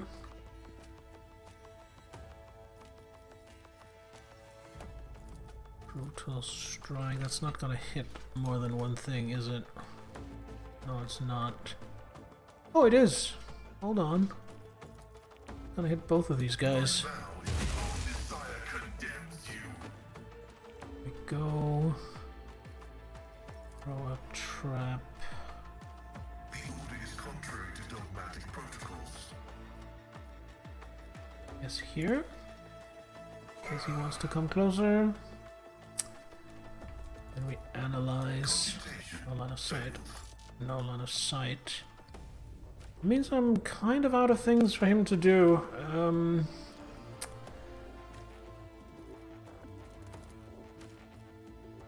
I really want a Machine Spirit Banishment, the Servitor. That'll have to be next turn.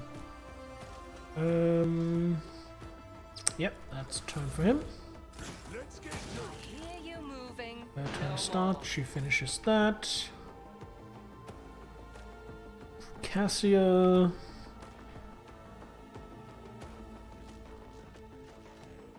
Honestly, I think Cassia...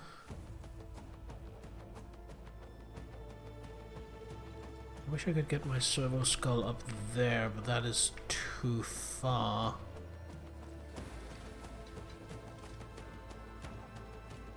Let's start it moving there. Can I do that multiple times? I cannot. Fair enough. Fair enough. You know what? Can you just, like, take a shot at this guy? Get him off my back, thank you. And then... He's too far. No, he's not too far. Oh, lovely! Oh, Abelard!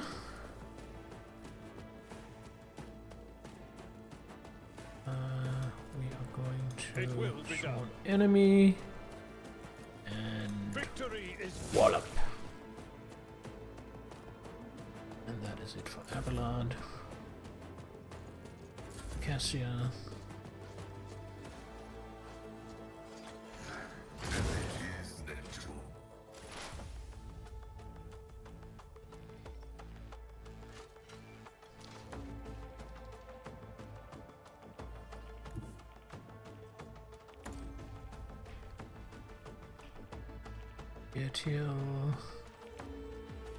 Okay, so what do we want to use?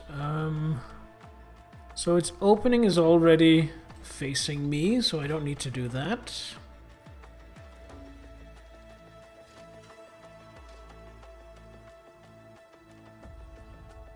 I will put Death Whisper on it. Tiny damage, but put some hemorrhage. Don't need to aim for the opening. I will precise attack. I will analyze it for more damage. I will do... guess just a regular shot. Yeah, just a regular shot. And definitely want to do in my sights. Do I want to do anything else? I am not your Xenos pet, Yes. monkey. Perfect spot. If it serves your cause. Right, Teophania.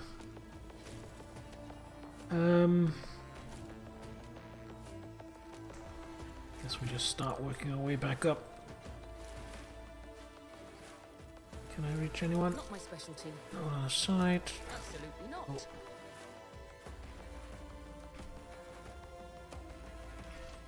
No one on the side. Yep. Suits my purposes. I'll use it on Cassia.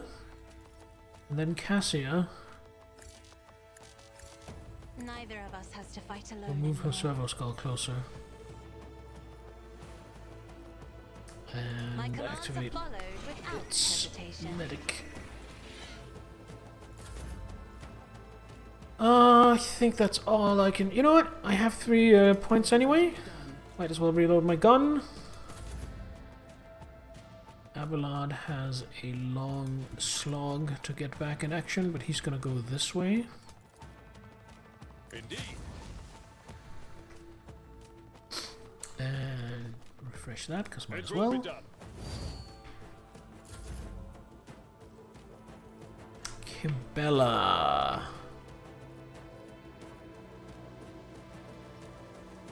Oh, do I not have any jumpy charges?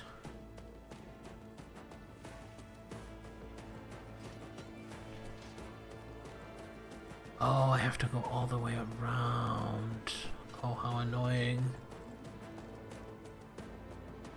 Oh, I have to, because I want Kimbella to stab that thing. Can I shoot anyone from here? Can I, like, maybe shoot this guy? No, I can't shoot any of them. Well, in that case... guess that's it for her. Pascal. I want Pascal to move out of the way. Advancing. Because I want Kibella to be the one who gets into melee. Machine Spirit Banishment on this thing. It's not as much bad damage as I was hoping for. The perfect spot.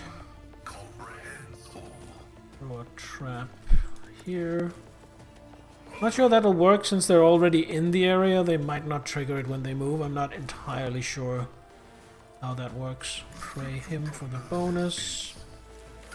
AoE like so.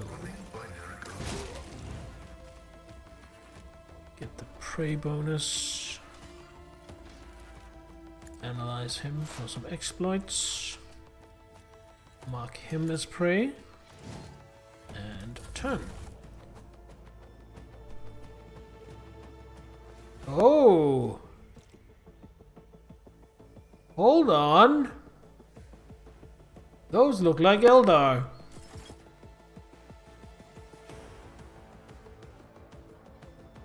Eldari Guardians.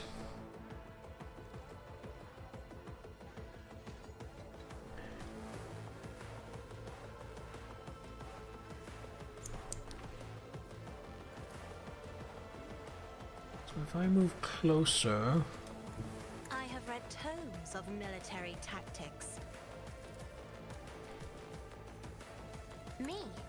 Insist your captain would end here.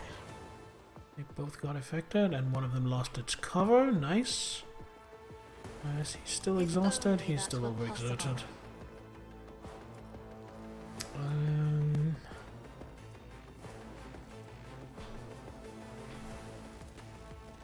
Locate that to here. Sinister Zenus has infiltrated Janus, forced the populace into an uprising, pulling them from the Emperor's light. Kinda seems like it, yeah. Kinda seems like it. Glimpse of fate on herself. I am a navigator, not a servitor.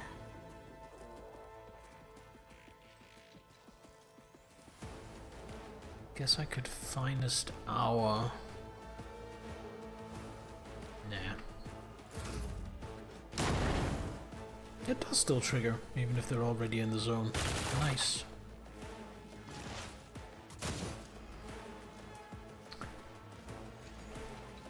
Iliad, I think, has to help deal with these guys. Aim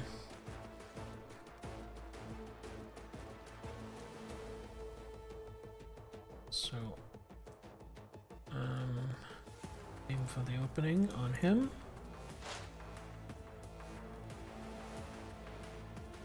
I don't need precise attack. So analyze enemies on him. Then we do a Deadeye shot. Him. And then we do a in my sights on him.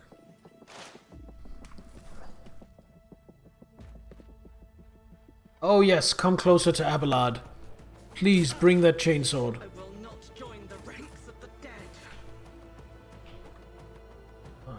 Teophania's getting pulled back and forth. She is now going to buff Abelard. Oh yes, this is coming together nicely. Alright, bring it down, Abelard. First of all.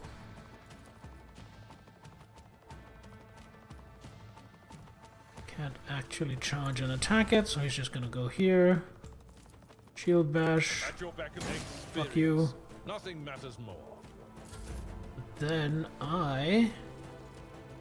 Hold on, I'm gonna assign it as an objective. Not a problem for me. And then I am going to break their ranks. Nothing I can't do. Because he is under... what's it called? Voice of command. He gets the opportunity attack. Beautiful. Turn. Now Abelard's actual turn. He's just gonna get closer. I will do my duty. To fucking up that. Since he's here, he's not gonna be able to melee attack, but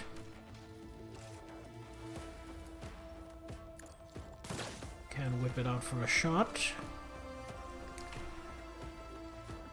And then we taunt it.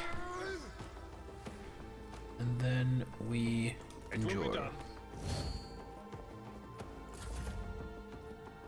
Now Kibela. Ah, oh, can't reach it. I bring mercy and retribution. Can't reach it. Oh, that's a fucking shame.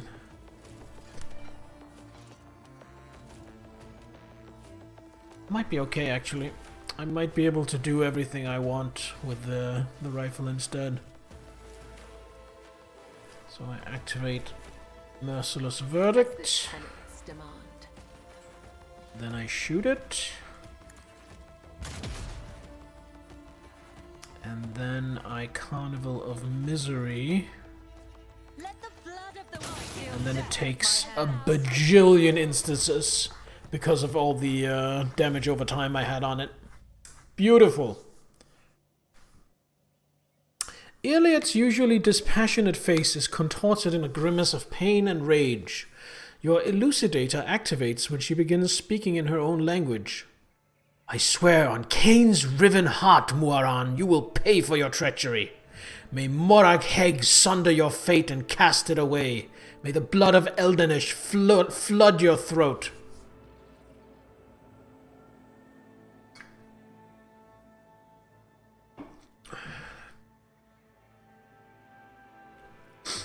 I don't know who you're talking about, but I promise I'll gladly help you pour the cup of suffering down their throat.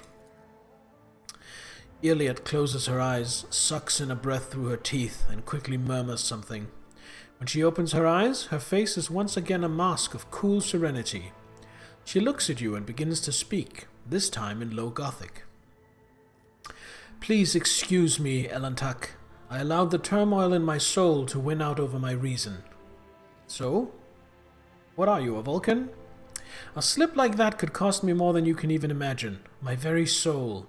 I must be more careful, even in the face of treachery. Isn't it time you told me what's going on here? I see no other path. You deserve the truth. We call ourselves the Children of Asurian. Eldari is another name of ours. We are the echoes of the great empire that once ruled the galaxy and created new worlds. The planet you call Janus is one such maiden world. Oh, it's a maiden world! That explains it. The Lilithan, a haven that our ancestors made for their kin. For many millennia, only the shadows of our predecessors lived among the ruins, until you humans came here.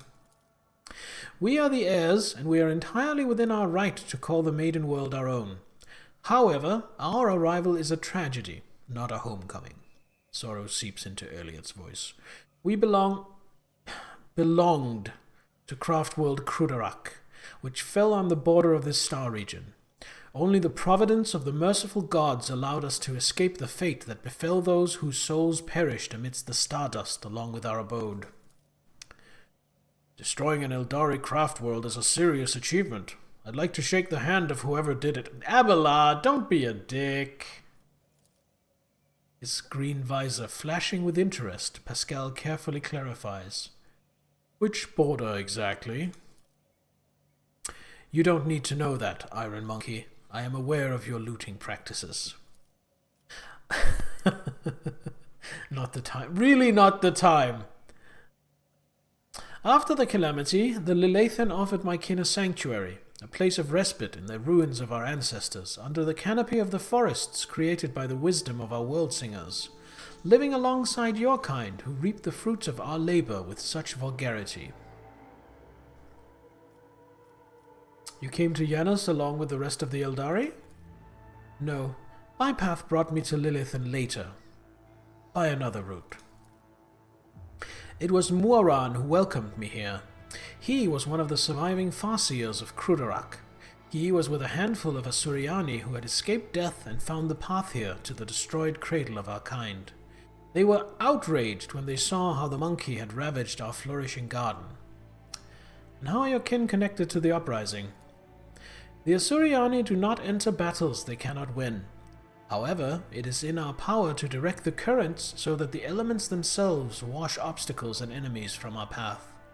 And so it was in this case. Muaran, the Farseer from Krudarak, saw a future without the monkey, and we followed his lead. We simply used the monkey's passions against them, their love of freedom and anarchy, their love of domination and violence. Stoking enmity between servants and rulers is easier when your targets are governed by emotion rather than reason. My kin became military advisors to the monkey who rose up against the rulers of this world. I had a different mission, to become Vistenza's handler, since the rebels would be unable to get to her until both sides were sufficiently weakened. The ruler of the humans had never seen a child of Asurian before, and so she accepted the lie about a degenerate branch of monkey dwelling far from their own kind. Why did your own kind attack you? I know not the answer to that question. Iliad lowers her head. Many cycles have passed since I departed these forests and my kin. They cannot have forgotten me, can they? Why would a handful of Xenos go to war against a whole planet? You can't kill everyone. You struggle to understand the children of Asurian, and I do not blame you for that. We are too different. Iliad says nothing for a few moments, choosing her words. Monkey walk blind into the future.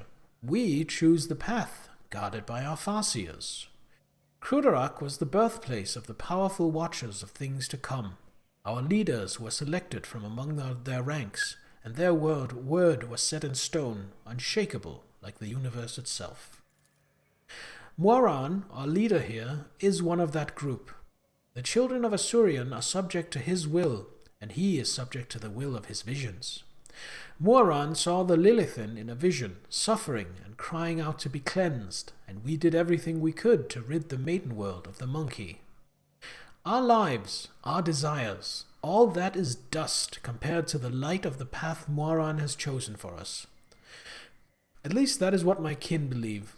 I used to believe it too, until recently. Why are you telling me all this? What brought on this candor? Elantak, your arrival has thrown my paths into disarray and lifted the veil on the truth that has been hidden from me. While I was shadowing the human's ruler, I failed to see the signs that there was another threat looming over Lilithan besides the monkey's deeds. The threat should be familiar to you, as it is to other intelligent species in the galaxy. We call it Silanthresh, she who thirsts, goddess of chaos. Lord Xenos succeeded. Silanthresh and she who thirsts are the names the Eldari give to the chaos god Slaanesh, their ultimate enemy. Slaanesh is the god of passion, excess, and forbidden pleasures, and is known for his fickle and treacherous nature. The monkey are weak in spirit, they are susceptible to the propositions of she who thirsts, and in their drive to attain her poisoned gifts, they perform perverse rituals in her name. Rituals that require sacrifices, like the monkey who were brought to the palace and never seen again. The signs that have been revealed to me, they all indicate the presence of corruption on this world. Tendrils of corruption may be threading through the world spirit, poisoning it even as we speak. But for corruption to take hold of the planet so quickly requires effort. Effort directed by the will of another. Iliad pauses. I believe Vistenza Viat is in thrall to the will of Silanthresh. What? Vistenza Viat? The governor who has duly served the dynasty and the Imperium for decades. Teophania, I hope you will not stand for such scurrilous slander aimed at one of your finest servants. Eldari calling human intelligent life truly shows her humility. Yeah, kinda. As lamentable as it may be, the Imperium's history knows many cases where even the most steadfast followers of the Creed would turn away from his light. Governor Viat had to tap into many founts of knowledge to turn Janus into a prosperous agri-world. Perhaps one of those founts became her undoing.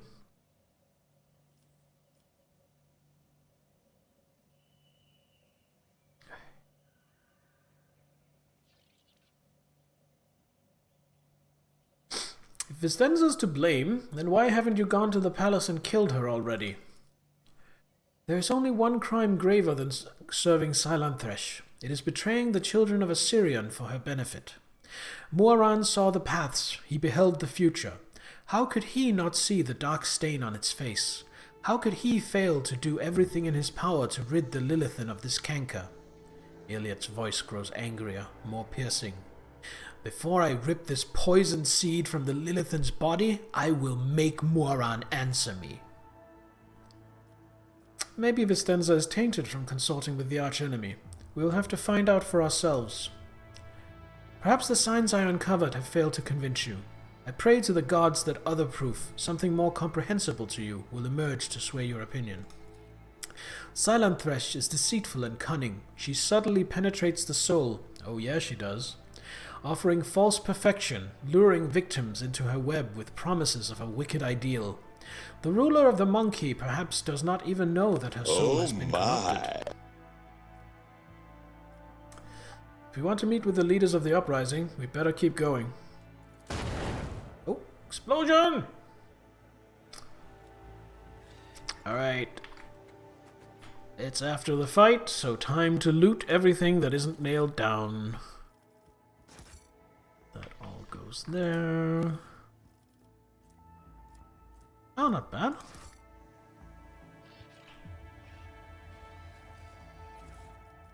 What do we have here? Another Eldari chainsword. A Meltagun. Do I already have Meltagun? I do not. Okay, so how bad is it? 8 to 14.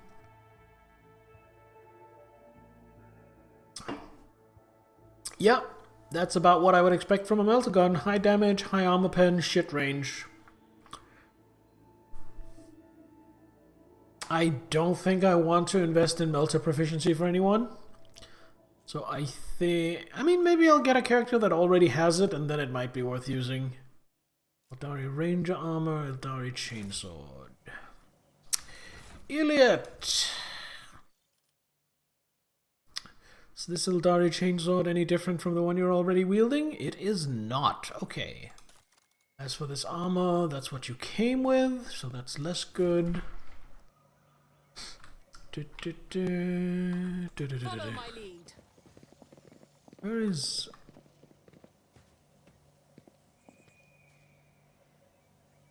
There we go.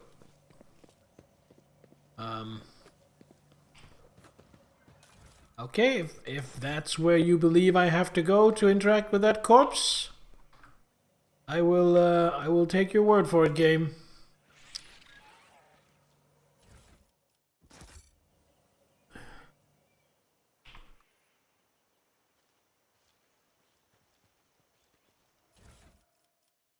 Gas cloud grenade. And a furs. Ooh, nice.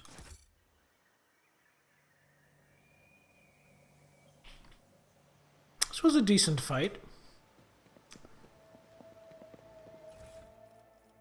Various loot. Floor of the bunker is littered with sleeping bags, backpacks, and the rebels' meager belongings. Clothes smeared with blood, primitive data slates, half-eaten Nutribars. Why would you leave a Nutribar half-eaten?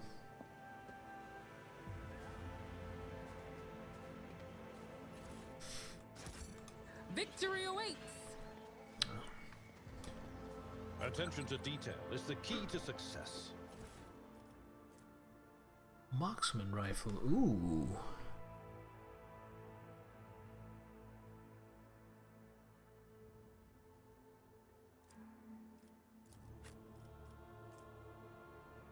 Might replace his longless?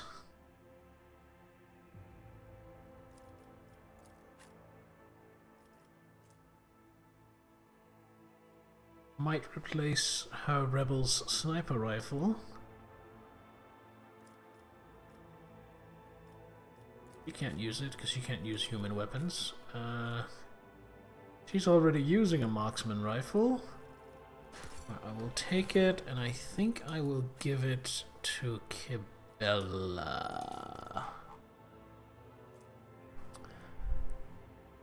More damage, less armor pen. Same range ammo and stuff. Actually, it's not even more maximum damage, it's only 3 more minimum damage. But it loses out on armor pen, it loses out on additional hit chance. I actually don't think I want that. Let's see about this comparison. Oh, now that is a significant up in damage. I will lose a little range, I will lose 5% additional hit chance, but that is significant damage. So, Abelard gets it. Is that the way further in? I guess it is.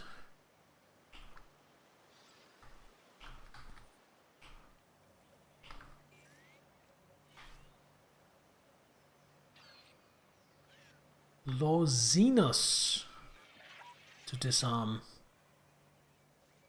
the enemy traps. Ah, well, I just so happen to have a Lorzinus expert with me. I mean, Pascal's not half bad either, but... It's about time. Oh, actually, before I do anything... Yes... I want to go up here.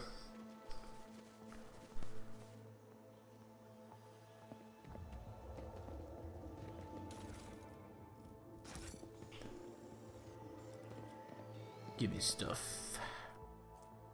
Shuriken catapult. And Eldari Ranger armor. I feel like I have enough Eldari Ranger armor.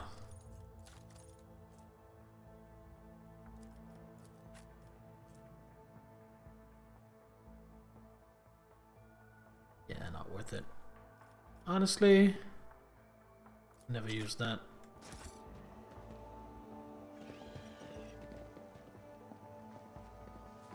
A new challenge for me?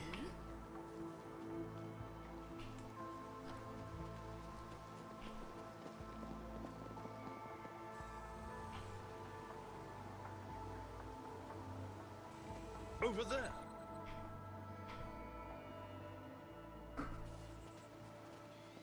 Demolition. We have someone who's good enough at demolition, thankfully. Just as he ordained. Oh, Kibella?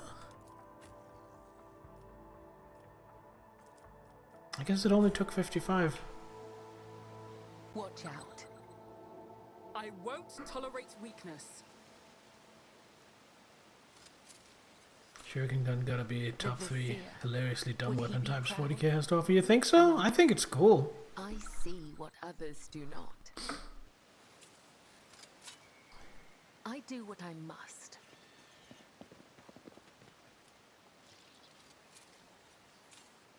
Just as he ordained. Skull, can you open this for me? This explorer door is blessed What do we have with here? multifunctionality. Ergo boots. +5 agility, +10 athletics. Very good.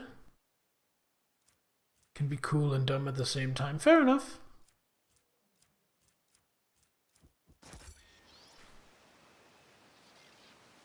None shall stand in my way.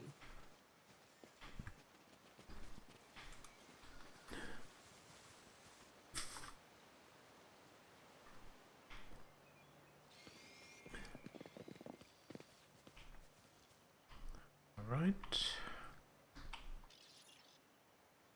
So, let's just save scum here. Speak, Elantark. Iliad. Your life is already short, and yet still you charge toward death, like a flaming comet falling into a star. Hope you treasure your long life, but it is hollow. This is why you waver on your many paths, while I walk surely along a single thread. I can do more in the moment I have been given than you can achieve in centuries. Oh, Kibella. You are so welcoming and understanding of our new party member. Victory awaits. Let's save here.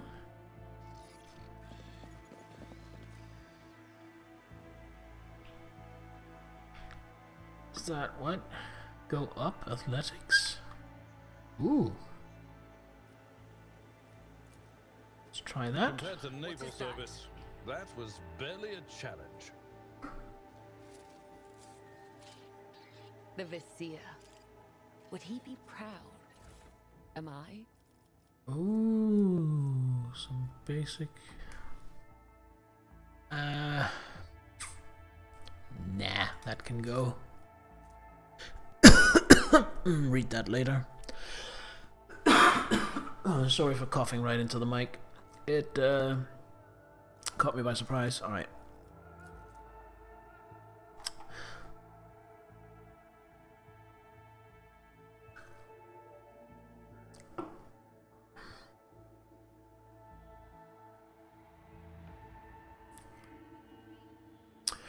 Kurt, I know it's been rough for you since the meeting by the ruins. First contact leaves an impression on everyone. But when I recommended you to the commander, I never thought you wouldn't have the stomach to process the truth. Think what you want, but I'm still your friend.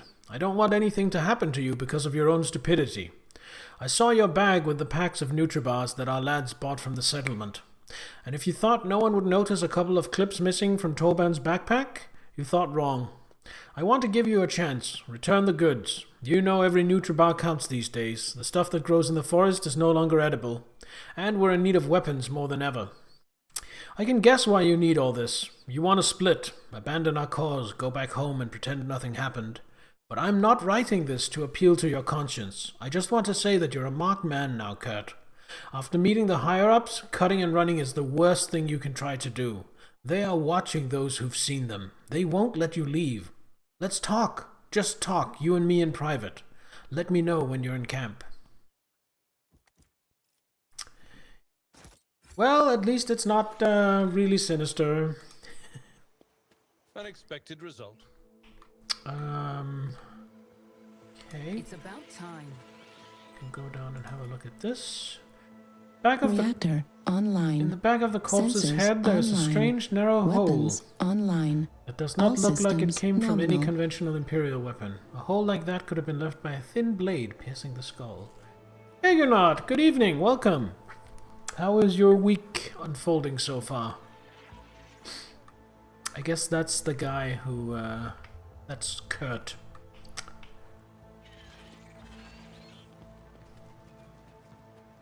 I think they came to a mutually beneficial agreement after a pleasant conversation. I think the agreement was so mutually beneficial that the Eldar even decided to give him some free brain surgery. Just completely pro bono. My house would be proud of me. Land is covered in pulsating purple spots. Young shoots are already similar marks, clearly a sign of mutation, not a disease. Oh, so all the warping and mutating of the plants and animals is due to chaos corruption due to the presence of Slaneshi influence. That makes sense. Things are odd, just above freezing last night, same expected tonight. Sounds like a good excuse to stay indoors under a blankie with a cup of hot chocolate. Ooh, kitties!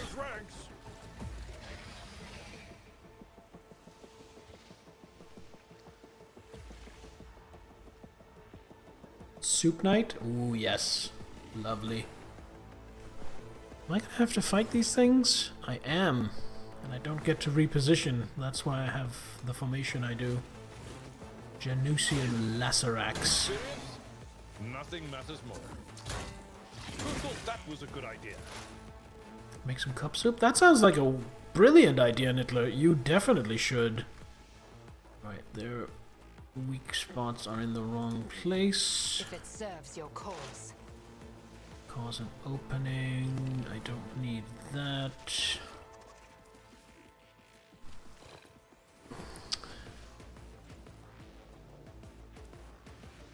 I am going to analyze. I am not your Xenos pet monkey. Then shoot. Then strike of Kurnus. And then shoot again. If it serves your cause. Unfortunately, that means I do not have enough left over for in my sights. But I can still Death Whisper. I am not your Xenos pet monkey. There we go. Now Pascal. I'm assuming that Machine Spirit Banishment does nothing on what is essentially a pair of lions. However, Machine Spirit Communion is still going to be helpful. Put down a trap if any of them move. And AOE Plasma here. Oh, and analyze this one. And mark as prey. And turn. Abelard. I think we're gonna cleave, so we hit the both of them. Took care of this one. There we go. Should have sworn enemy. Oh well. Victory is imminent. Cure. Defensive stance. And stalwart defense. Cassia. Ooh. Wait, where's the skull? Where is my servo skull?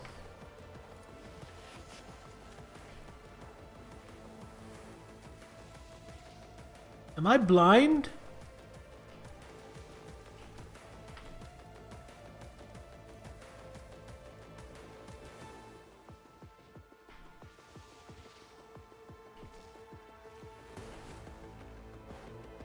I cannot find my servo skulls. Oh well.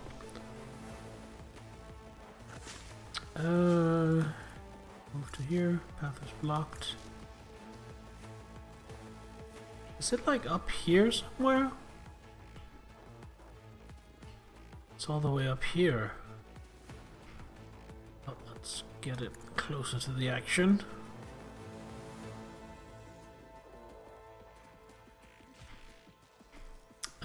Stay put. What? I could lidless stare, but I don't think it's worth it. I think I'm going to bring it down. Elliot. If you insist, Lord Captain. Because then Elliot can do another attack. If it serves your cause, And then in case it survives. Oh, and Death Whisper. Fortune favors the 1 swift. HP left, and just for good measure, in my I sights. understand your intent. In case it survives to her next turn. But it won't, because now Isn't this a job Cassia will finish it off. demands? Oh, that explosion is the trap going off when the fight ends, so it doesn't stay there. Oh, okay. Now I get it. Can I loot these things? I can't. Aw, Follow my lead. that saddens me.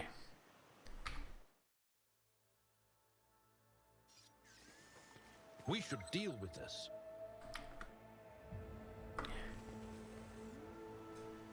Fortune smiles on us. An ill omen. Well, these are definitely Eldar ruins.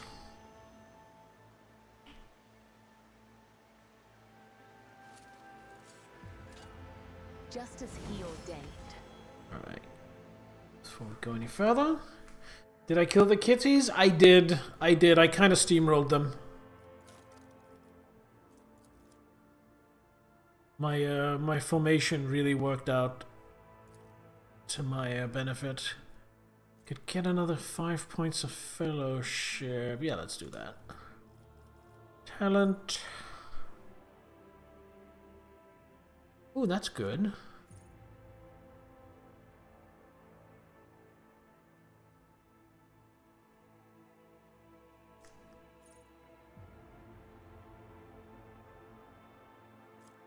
Joint offensive. Nah. Nerves of steel. Ooh. Yeah, nerves of steel I might have to get. Yeah, we're getting nerves of steel. That seems amazing. Wassarian.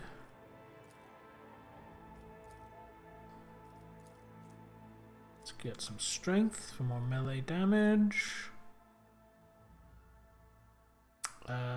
During shield is very tempting.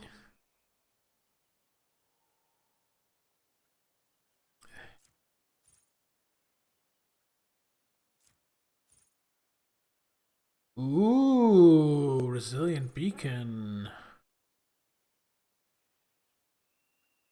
Any allies affected by his abilities? He doesn't really have that. Taunting opportunity. That seems pretty good as well. Beacon of Might. That actually synergizes really well with what else I've got going on in his build, so we're gonna go for that.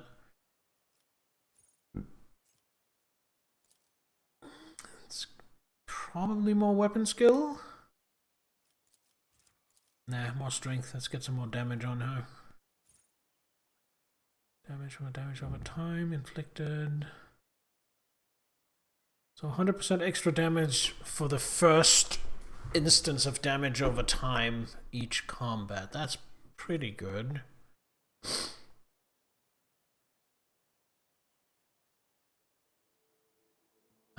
That's not so good.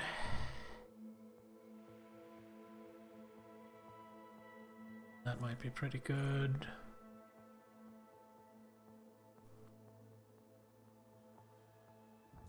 Bloody trail. Ooh, death in the air.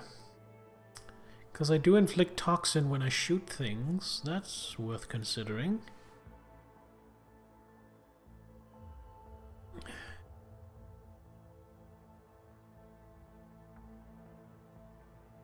Ooh, that's really good.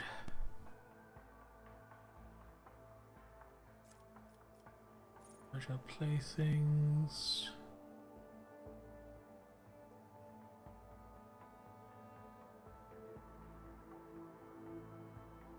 Nah. Heart and body. Just scroll down here. I want to see if there are.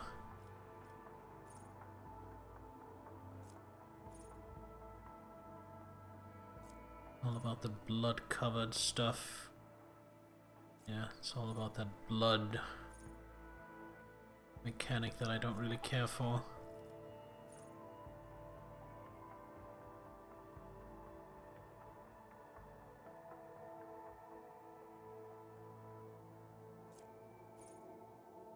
I kind of want to give her Eldari weapon or Drukhari weapon proficiency.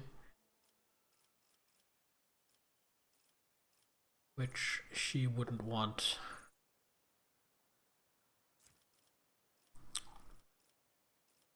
Can I get something for swords?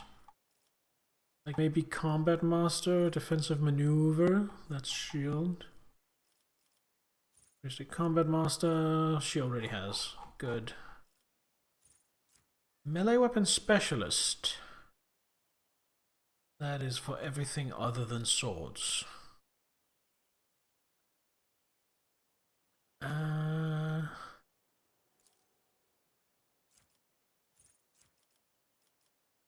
Power Weapon Expert. She doesn't have any power weapons. Sight. Oh, what's swift movement? Is this just more movement? Yeah, we'll just grab that. That seems really helpful for her. Magus Hanuman. More ballistic skill? Yeah, let's go more ballistic skill. Can always use more of that. And oh, nice. Eh.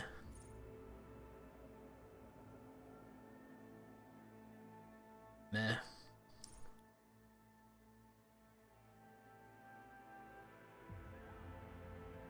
Oh, that's pretty good, because it's until end of combat, not just for a turn or two.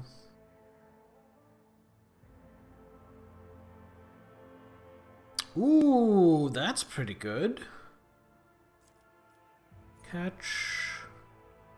What's the catch effect?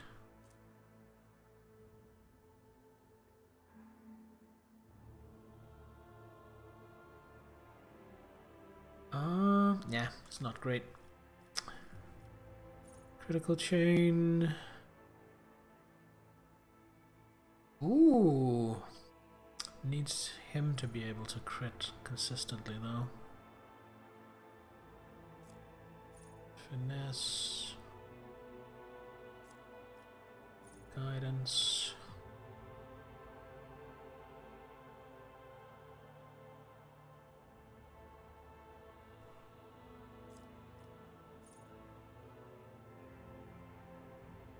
Nah. Sparring trophy. Nah. Bounce.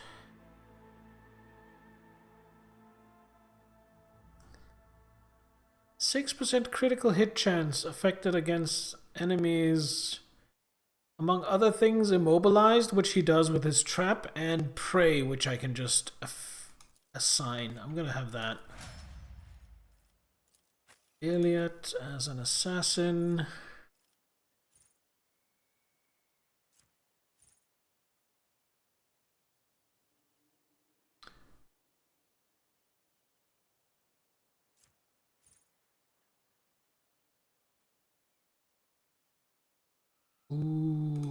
let's take that. And then let's take always more ballistic skill. And Cassia as an overseer gets a talent.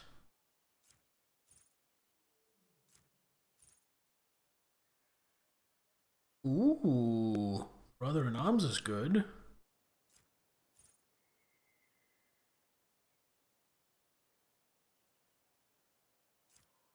Energy multiplier.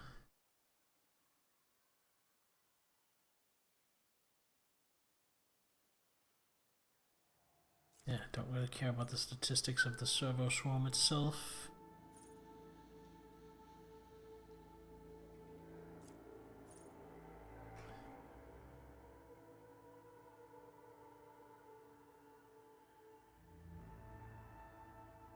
Kinetic module seems good. Right of calibration. First use of the Overseer's ability in combat, so that's just one single use. That's not good.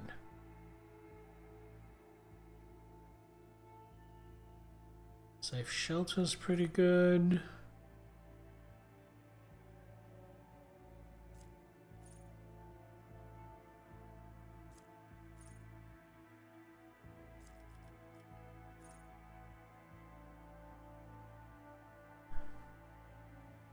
Ooh, Symbiosis is pretty good as well.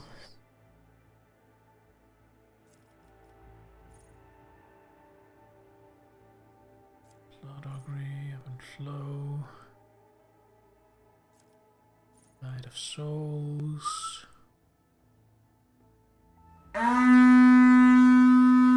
Yo! My lord, reinforcements have arrived! Small Biscuit! Hello, welcome on in. Thank you for the raid. The Paladin and Cleric is here to create chaos and steal the snacks. Bratty Unicorn as well. My lord, double raid. Reinforcements have arrived! Just snooze the ads here. Welcome on in. Thank you for the raid, you guys. For anyone that don't know me, I am Bear Anderson. I'm a variety streamer. I do a bunch of different stuff. Sci-fi and fantasy mostly. A lot of RPGs, a lot of shooters, a lot of action-adventure / action RPGs, but some other stuff as well. So come on in and pull up a chair. Have a good time. As you can see right now, we are playing Rogue Trader. We are still pretty early on in Chapter 2, I think. We've gotten to the planet Janus and are working at quelling a rebellion. I can see the two of you were streaming Rogue Trader as well. Were you doing a co-op stream? And if so, how did it go?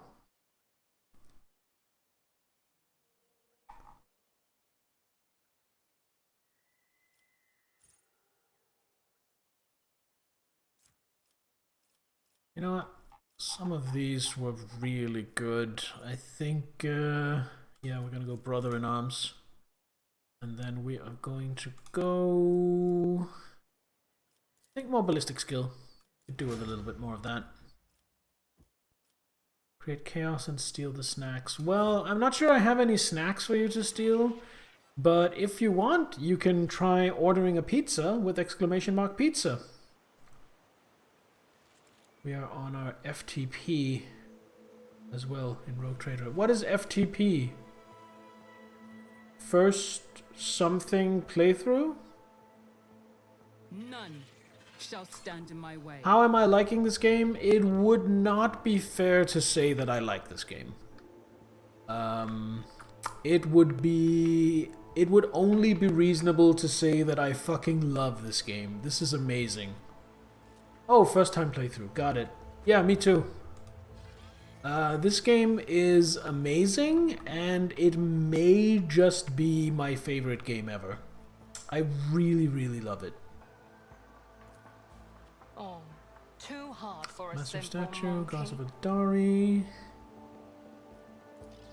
How far into the game are you?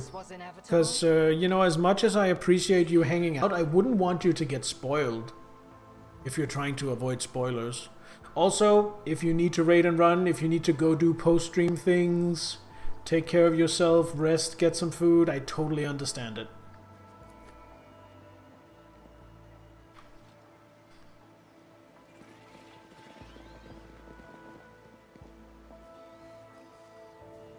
You're further ahead. Okay, good to hear. Any challenge Good for to me? hear. Got some rebels and Muaran. This looks like a fight waiting to happen. You just got to chapter 3. Oh, okay. Alright. Well, I think I am about to get into a fight with Muaran.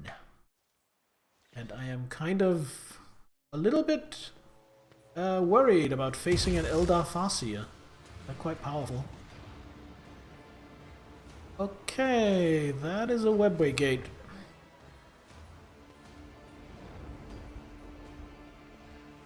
I swear to God, if an avatar comes through, I will panic. Alright, we just go straight into combat? No talking? Oh, here we go.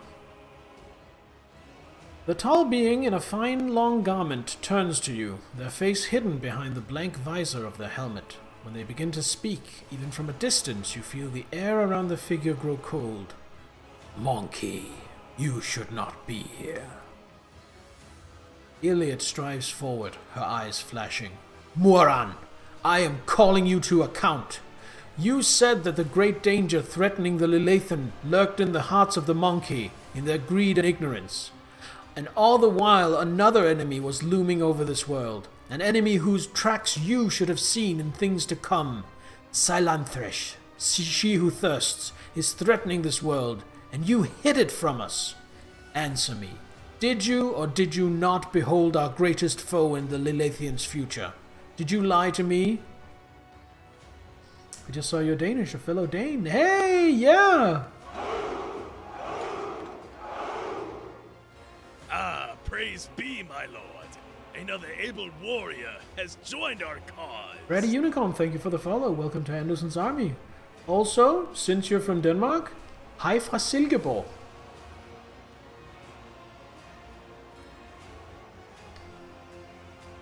Enjoy your look, Nittler. After Iliad's words, the two tall Eldari behind Muaran start moving. One looks around at the leader, while the other lets out a cry, muffled under his visor. The rebel beside you cringes, as though Eldari's speech causes him pain. He strains to say something, but Muaran makes an imperious gesture, and the soldier meekly straightens up and salutes, staring at the Xenos with slavish devotion. The robed figure inclines their head, and then they begin to speak. Iliad the Outcast, you left the path that was set out for you. You brought unknown monkey to our refuge, and now you speak to me with unseemly anger. Your long wanderings far from Krudarak have altered your mind and tainted your sight. Right. Unfortunately, Twitch is Twitch, and Twitch wants its ad breaks, and Twitch wants the ad breaks, so we don't get pre-roll ads for everyone who comes in. So ads are about to start. I always try and take the ad breaks as an opportunity to get away from the screen, stretch my legs for a minute, use the bathroom. So I will do just that. Don't go away. I will be right back.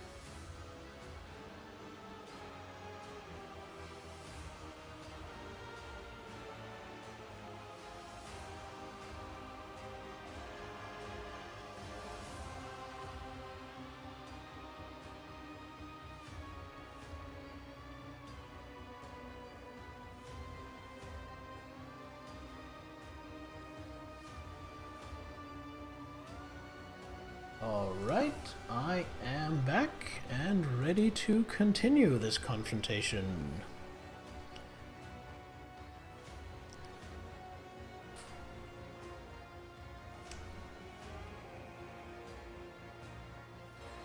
Stop pretending I'm not here. I've come to discuss the situation on Yanis. Bring your entourage to heel, Elliot the Outcast. Their mere presence offends my sensibilities. The least they can do is display the obedience we have impressed upon our monkey servants. Oh.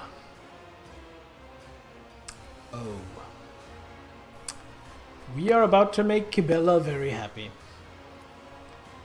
This Elantak was the first person to discover the coming of Silanthresh, one of those whom the monkey call Chaos Gods. Without her, I would still be deceived by your words about destiny and the true future. Monkey revealing paths. It's ludicrous. Monkey bring pain and strife. In our time and for all time. How can you trust a monkey after what we taught you? After hearing the sorrowful song of the dying world? Moran turns his head toward you. It was not chance that brought Krudarok down. Monkey destroyed our ancient home, stripped us of our defenses, doomed us to wander amidst the cold stars. The colors of these Xenos are painful to behold, but there's just as much pain in their hearts. Or could it be fear? Despair? I cannot tell. The hues are too strange, too... Cassia flinches, and a trickle of blood runs down her cheek.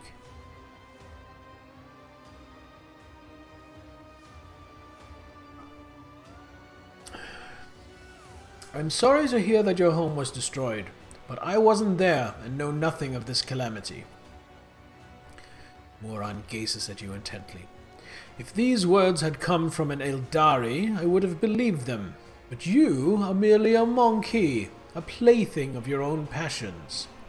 Any emotion that takes hold of your soul can drive out all trace of reason and honor. You are playing with words and avoiding the question. Notes of desperation and rage are creeping into Elliot's voice now.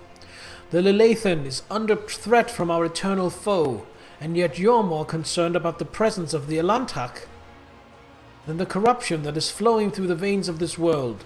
Did you never consider that your war might simply be hastening Silanthresh's triumph? Perhaps the ruler's servants, in their efforts to protect her, will resort to more and more instruments of corruption. Muaran leans down over Elliot, his tone menacing. You left Krudarok in our darkest hour to gratify your ego. You have come to us on the Lilithan, and I accepted you as one of our own. I even gave you a real purpose, Elliot the Outcast. And you dare to insult me, a Farseer? It was a mistake to let you into our circle. You have turned our efforts to survive into dust with your own hands.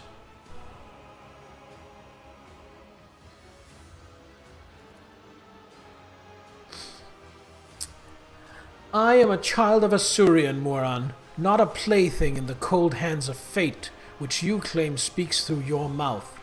My choice of path is no worse than yours or any other Eldari's, and my path calls me to fight our true enemies, not eradicate the monkey.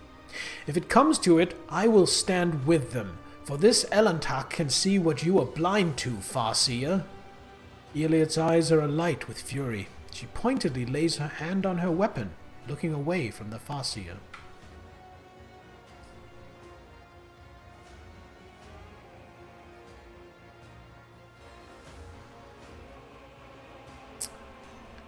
I am willing to help the Eldari defeat the archenemy, but first we must deal with the rebellions you have been orchestrating. Moran turns his head towards you. So Elliot the Outcast has revealed our secret to you. I'm sure you have something to say in that regard, monkey.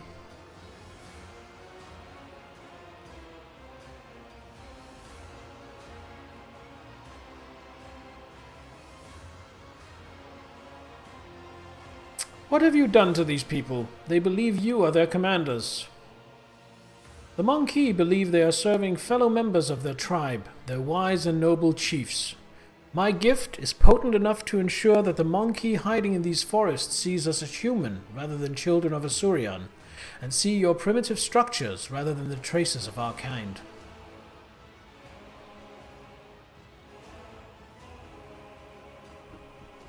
I'm gonna try and use the coercion if it comes to that. If this world is in serious danger, there's no sense in fighting each other. Let us deal with our common enemy together. The name of that danger is Monkey, and I will see to it that the Lilithan is purged of those defiling her face. Then again, there is one way to prove to me that the Monkey truly do care about the well-being of their captured world. Eliminate the ruler of the Monkey sojourning on the Lilithan, and relinquish the governing of this world to me and my kin. Oh, abso-fucking-lutely not. The Lilithan herself will stand as surety for our agreement, as will your compatriots who live on it, and the profit that you will gain by tilling the Maiden World. Warren tilts his head to the side. Our human helpers will replace the leaders of the Monkey. We will be the ones who govern the Lilithan from the shadows. Putting a Xenos at the head of an Imperial planet is suicide. It is not my intention to have my brothers and sisters sit on the Council, Monkey. That role will be played by humans. You may choose whomever you wish for this task, as long as they remember who stands behind them and heed our direction. Moran says nothing for a few moments, then adds mockingly, I suppose my demands can be considered a gift for the likes of you. You could not wish for anything better than Eldari stewards to rule over Monkey without bloodshed.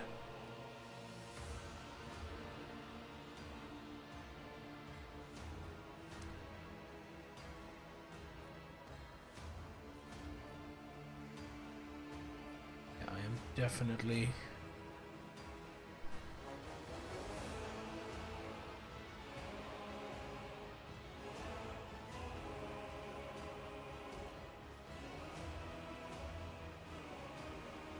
going to do this one. Iliad, I can't convince your kinsman, but I know you're on my side.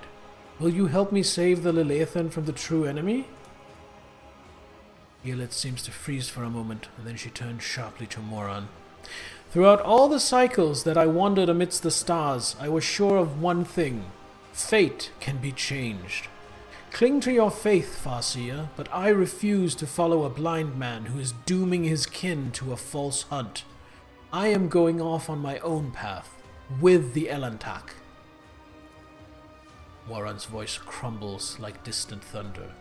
You will not defy your masters and betray the customs of Krudarak again, outcast. Stop treating my path as if it were a curse. Iliad's voice rings out, and barely suppressed rage dawns in her eyes. My path is not a mark of disgrace. It was what saved me from dying along with Krudarak, a death it was doomed to suffer by your empty predictions. You foolish wretch. You have exceeded my patience. Your path ends here and now. Submit, and you'll die quickly. Are you ready? Alright, let's see what we're dealing with here. That is a lot of dodge. Okay. So that is going to be the main problem. Foreseen fortune. Ooh, that is also going to be a problem. Consign. Okay, I'm familiar with that. Prophecy of Doom. Mind War. Yeah, this guy is scary. Couple of Guardians. And sundry rebels, including Bogle. Improved Shuriken Pistol. It's a lot of damage for a Shuriken Pistol. Got a couple of rebels over here. And I think we had some stuff over here as well. Couple of rebels. Grenadier, rebel. Okay. So I'm definitely having grenades thrown at me. Kibella, you can go over and deal with these guys.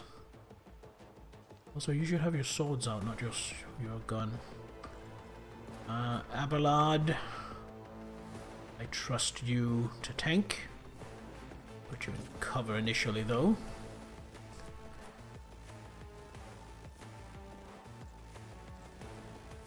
Magus Hanneman, I will have you go for the main group as well. Elliot, as far back as possible. Cassia, I really wish she wasn't there. Cassia here. Theophania here. Skullboggle.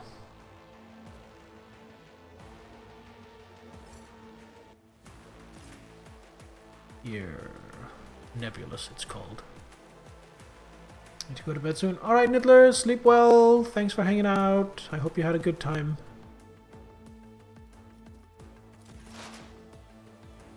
Alright, Elliot. Do we get rid of Bogle first? I think we... Ooh, Ironclad Rebel. What are my chances to hit more on? 71. 81. Let's just go straight for Moron. If I must.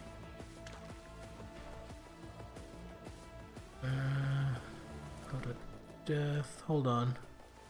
1, 2, 3. I have one. This I'll tedium use is perfect beneath spot. Then I'll use Death Whisper. That hit, which means he's not bleeding. Then I will use Deadeye Shot. if it serves your cause. Looks like that hit as well. And then we use In My Sights. I am not your Xenos pet, monkey.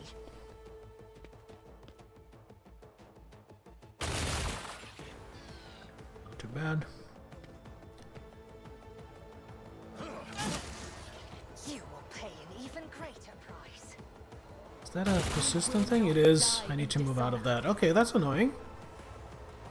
That is annoying. Move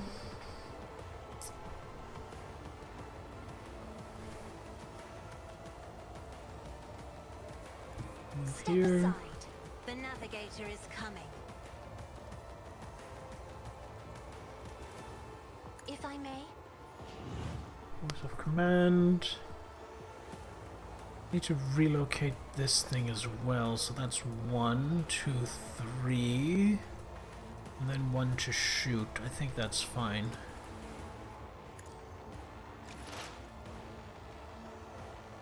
I have 2 action points. I'm just going to do another shot. If I must. You will pay dearly for your actions. Teophania can't move. Can't bring it down because she's currently being used in Bring It Down.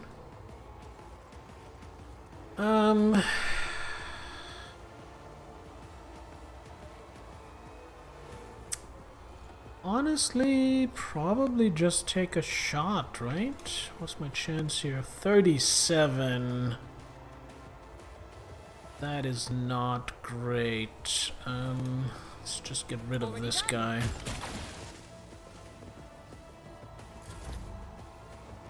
Cassia has 2 left.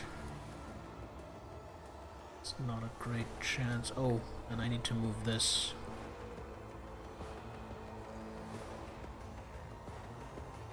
Neither of us has to fight alone Get it anymore. out of that. Can I glimpse a fate on that and have it disseminate? No, that doesn't disseminate. Okay. Probably only officer abilities, that's fair enough.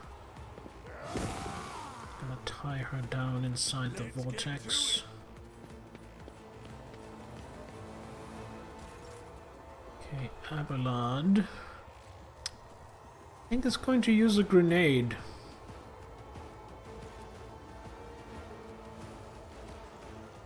Like, that is a really good place to throw a grenade. Okay, the Eldari dodged. I should probably have foreseen that. At your beck and call. Cut him down. Jaw. Then we daring breach. Walk up here, take an opportunity attack, not even. Sworn enemy on Moron. Then just regular attacks.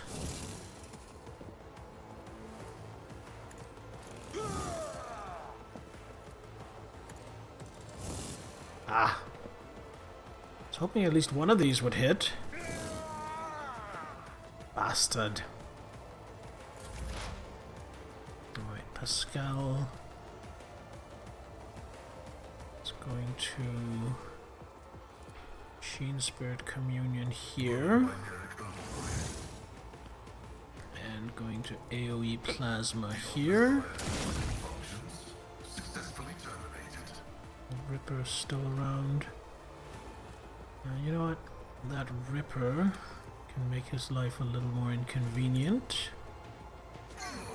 There we go, and then perfect spot. Let's make it quick. Just a minor setback. Heal my wounds. Here we go. Hold on.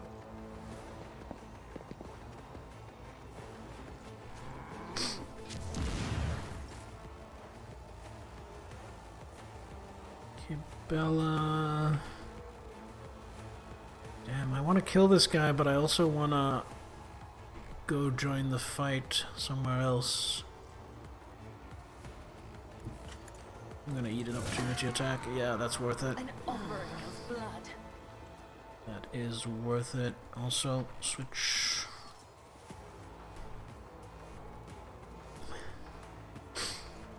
Then we jump here. Then we captive audience. Then we blade dance.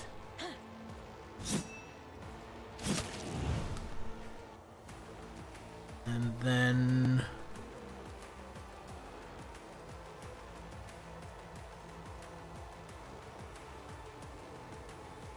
we where it hurts. I shall not fail. And then we attack, and if this hits, he's dead. Death is a blessing. There we go.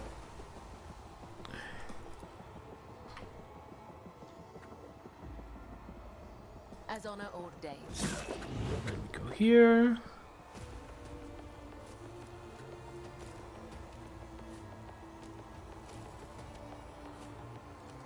I'm gonna save that for someone else.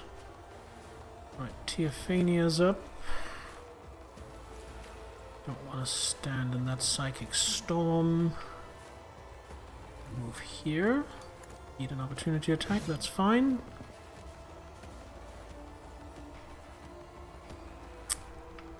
I think Pascal is a good candidate. Bring it down on Pascal. Pascal. Throw another trap. It's not going to be enough to kill though, but this might. And the trap was redundant. Then analyze Mogul and joint analysis, so everyone else can benefit from that as well. And machine spirit denial on that guy's weapon. There we go.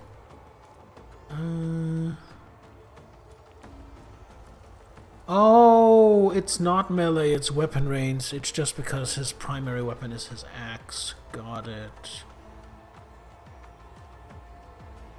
It's... Yeah, you know what? Let's do a dismantling attack on Bogle. So he is now debuffed for the rest of the fight. Also, let's make him our prey. Theophania still has a while to go.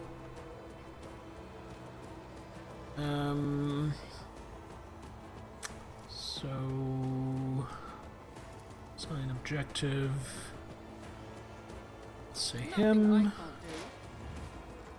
And then shoot someone else.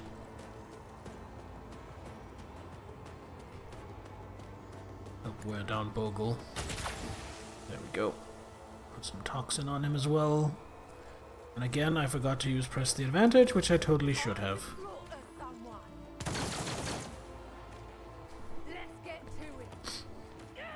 Oh yes, go attack Kibella, please. Feel nothing, fear nothing. Oh, where did he come from? Didn't see him there. Next up is Elliot, who would love to stay still, but is a little bit suffering from the warp storm. So she's gonna move here. Any promising targets? I mean, Bogle is basically dead. I think I'm gonna help with, yeah, this ironclad rebel. That is beneath me. No line of sight? Oh, because of this. Okay. Well, in that case... This tedium is beneath me.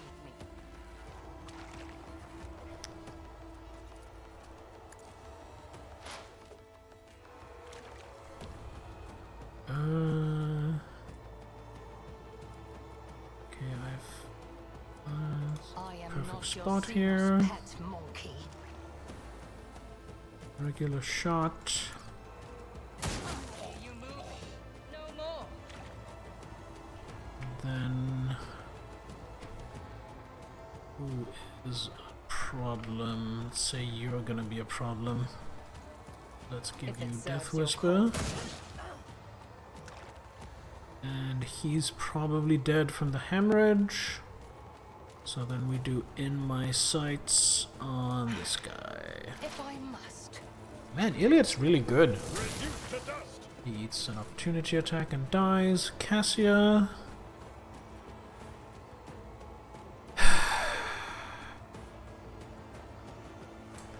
Could I bonk him to death? 4 to 8 damage. There's a decent chance he survives.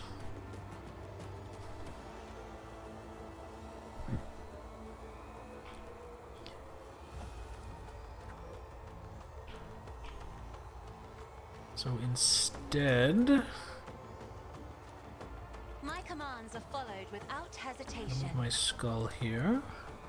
I am a navigator. Got a voice of not a command servitor. to disseminate. Then going to do that. If it serves your cause. There we go. In my sights tedium on is this beneath guy me. again. Now Pascal gets to move. I think this guy is still going to be a problem. Let's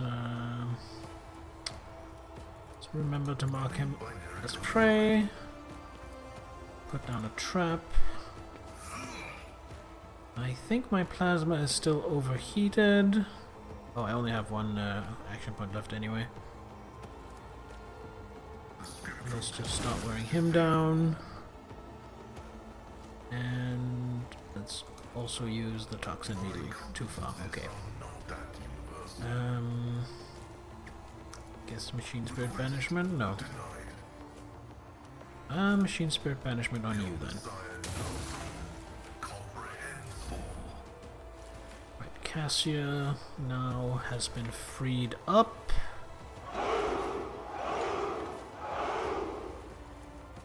she can Praise take a be shot my at lord. this guy. Another able warrior has joined our cause. Kiba Shiro 84, thank you for the follow. Kiba Shiro, that is White Fang, right? I think I want to finest hour on Kibella. Kibella is going to captive audience and then blade dance. By the web, let your soul come. The other side awaits. Then regular attack. Killing brings me no pleasure. You came in with the raid, you're welcome, and that is correct. Can I just say you have an epic beard? Thank you! Thank you very much. As I always say, I'm very proud of my beard. I grew it all by myself. Wish yours was long enough to braid. I mean, let it grow out, and unless you have really unfortunate genetics for your beard, it'll get there eventually. The shadows will see it come. The other side awaits. Mine took several years to grow to the point where I could start braiding it.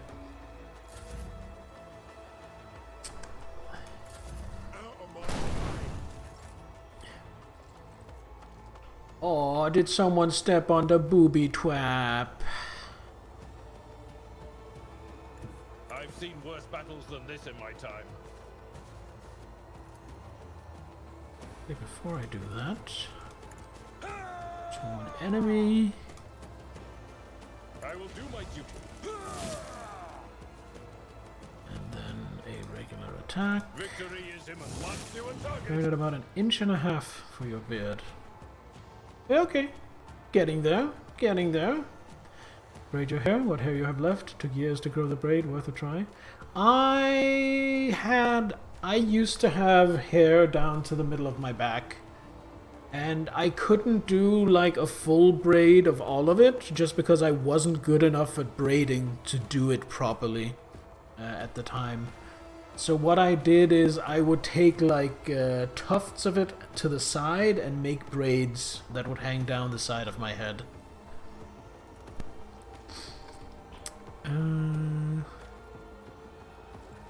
This will endure. Now Pascal, oh my god, so much movement! In that case, let's go here and try to tie him up so he doesn't run away.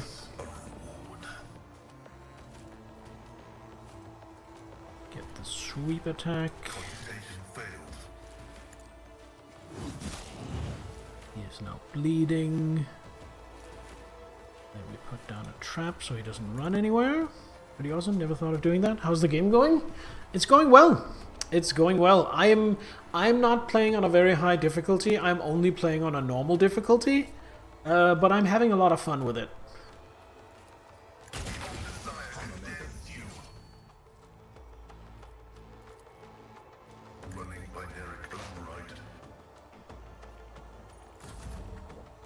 Now Kibella can't quite make it, or can she? Footprints of scarlet. This is my 15th stream of this game, and it is my first playthrough. And I have managed to avoid almost all spoilers and information about the game. You dare oppose us? So I am going in pretty blind, just getting to experience everything for the first time without knowing anything ahead of time, and it's really cool. We're starting on a lower difficulty before bumping it up. That's the thing, I don't think I want to bump it up later on. I am a huge casual. I just like to take it easy with games. Oh, I get to deploy! Wait, are there more enemies, or is it just 2 guardians?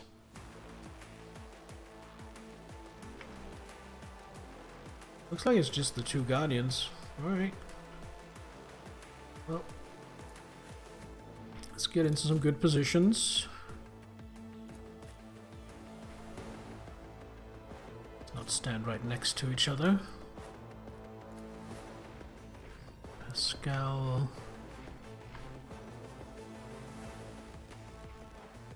Pascal would like cover. Iliad would be great here. And move Avalon here. Move Kibella here. There we go. Sometimes tend to just play for the story and experience. Sometimes you enjoy a challenge as well. That's fair. For me, I tend to get frustrated if games are hard. Like, I don't really play games to challenge myself. I just play them to just relax and enjoy the experience most of the time. Kibella goes first with all that movement. Death comes in silence. Hello, Eldari Guardian. Welcome to the party. I shall not fail, as honor ordains.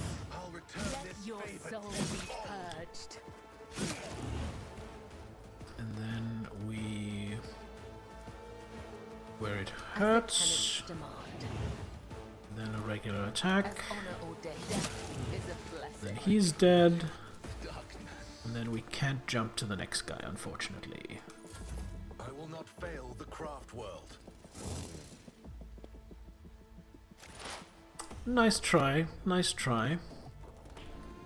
Mind if I try something? I am not your Xenos pet monkey. Analyze. If I must. Analyzing. Analyzing. Checking eBay bid. Do I have perfect position? No, I don't, because I redeployed, so let's get that. One way to play, probably be lurking when you do things. Definitely be watching stream where I can. Centuries old Swordmaster was this crazy woman who lives on a boat. Absolutely.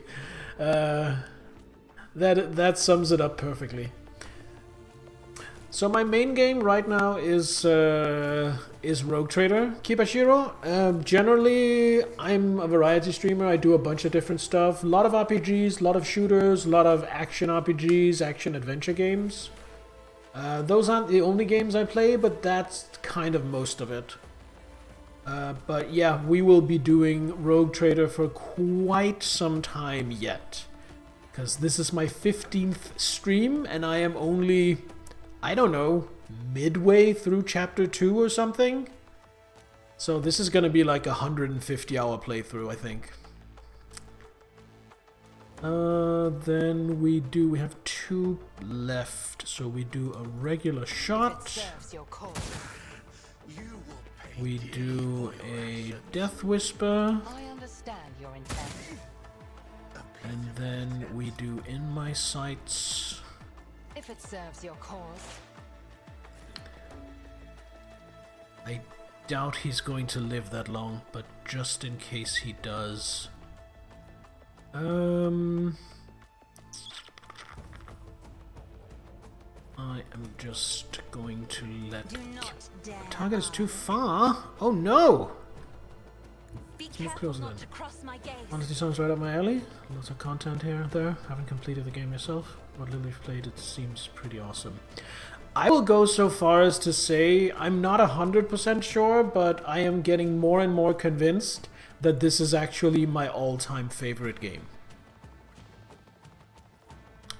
I like it that much. Anyway, you said you were gonna lurk, and I don't feel it's unfair to keep drawing you into a conversation so you can't lurk. So go lurk, do your thing that you need to be, and I appreciate you being here. So I can't captive audience and blade dance. We're just gonna blade dance. There we go. Iliad surveys the field of battle. May the gods guard us against pride and wandering in the vagaries of fate. And now I can kill her. No. Are you alright? Alright? I am overcome with grief and anger and anguish. But if I give free rein to my emotions, I will be drawing the thirst of she who has already entangled the Lilithian. And it seems befuddled... And it seems befuddled the mind of the one who was called to lead my kin. Pleasure meeting you. Looking forward to chatting more in the future. Me too! Me too, Kibashiro! My kin have trusted in the visions of Farseers for millennia to show us our path amidst the stars. But throughout my life on Crudarak, I have too often seen knowledge of things to come as changeable and capricious deep-water currents weave chains around the bodies of those who fear to enter murky waters. That is why I became an outcast, renouncing the traditions of Crudarak and leaving its confines to seek out my own path. Perhaps Crudarak's demise filled Moiran with so much sorrow that it poisoned his mind. Or perhaps it was hatred for the monkey who desecrated the face of the Lathan, that plunged his mind into darkness. Or perhaps Silanthress herself was toying with the Farseer who had found himself amidst her poisoned gardens. Iliad begins speaking more quietly, though harshness breaks through in her voice at times. I will never learn the answer to this question, but perhaps if I uncover the secret of Crudarak's demise, I might be able to lift the veil even a little on this mystery. There's nothing more to be done here. Time to return to the shuttle. Iliad gives you a long, studying look. Wait, Elantak. Before you leave these forests forever, take me with you to the distant suns. The tale of the children of Assyrian on the Lathan is coming to an end, but somewhere out there, among the cold stars of the cosmos that your kind calls the Expanse, there are others, deprived of home, lost, suffering. Iliad shuts her eyes, and grief twists her finely sculpted features. We can help one another, Elantak. You will be my wings, and I your wounding spear, and your voice of reason should you encounter my kin. If that is still not enough, Iliad thinks for a moment and continues carefully. I promise you a wondrous reward, Elantak. The treasures of my world hidden in the vastness of space, in exchange for the rescue of my kin. If you remain true to your word and do not go back on our covenant.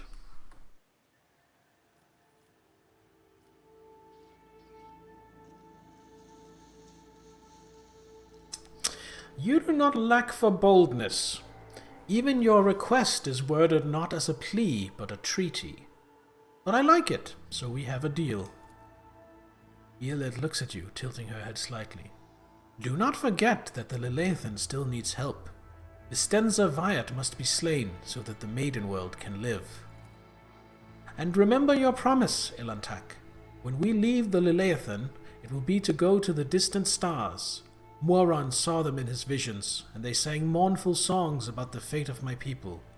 And I will fight beside you until the song of the stars turns into a funeral lament.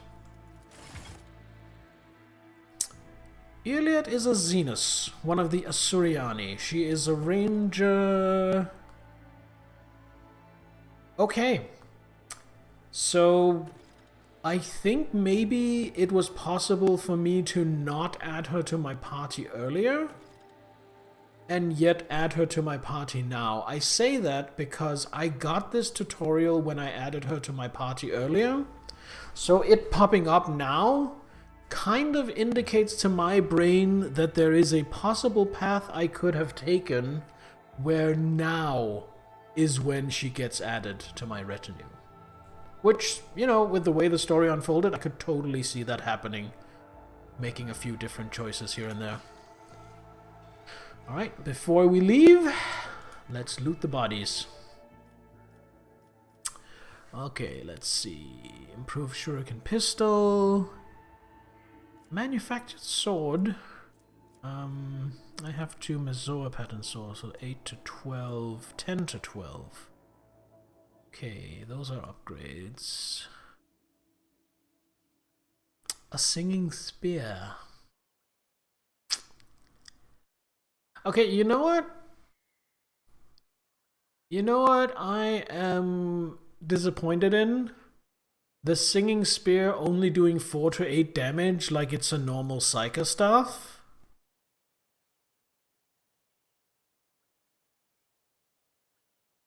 Like, I know it's primarily a Psyker tool and has cool abilities.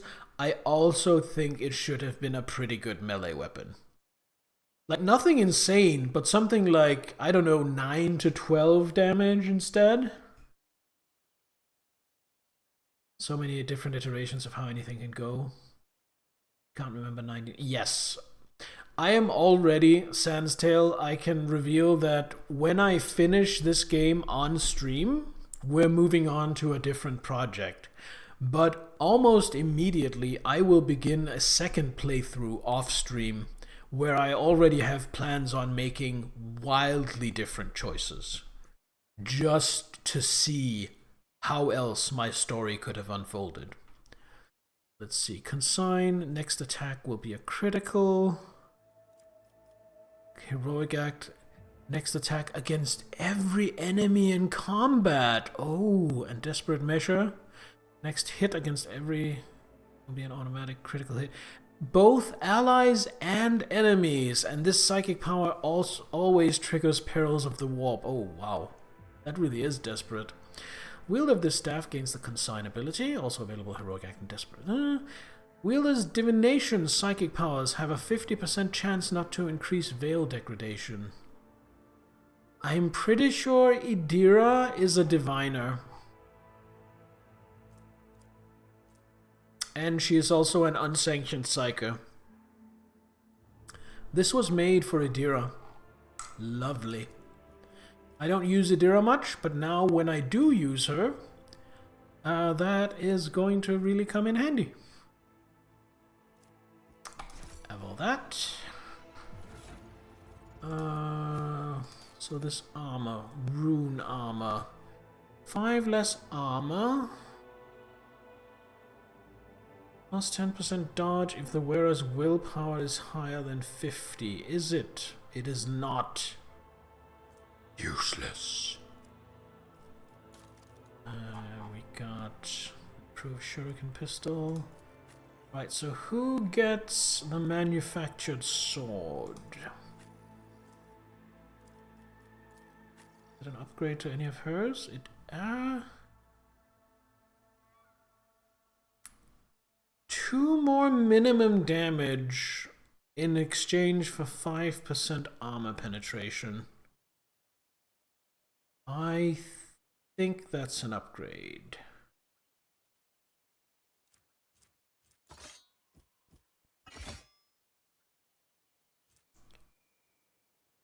Eight to 12. 7 to 12. 8 to 12. All right.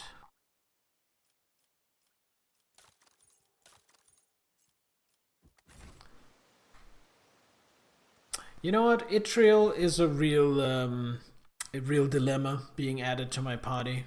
I don't need any more of these. Because Itriel, now I've used her for a couple of fights. I love her mechanics. I love her gameplay. She is very fun to use.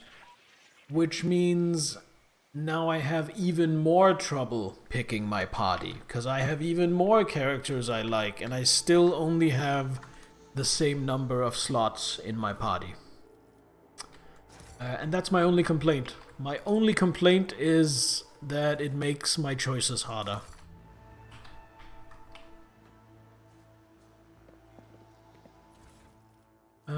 Stun grenade, I'll have that. It's about time.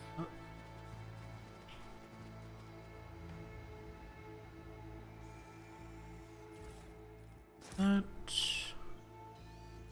These goods. Ooh, what is this? Orthlak Mark IV. One-handed solid projectile. Rate of fire 6. So it's an auto pistol. Okay. No. That can, I mean, 6 times 5, that is a potential 30 damage if everything hits. Actually. Don't know who I'd give it to though. I'm gonna put it in my inventory, just for safekeeping. Can I interact with this? Law Xenos. An elegant arc made from some matte material. You see no joints, no traces of fastening. As if the entire structure was cast as one. Yeah, cast as one or grown.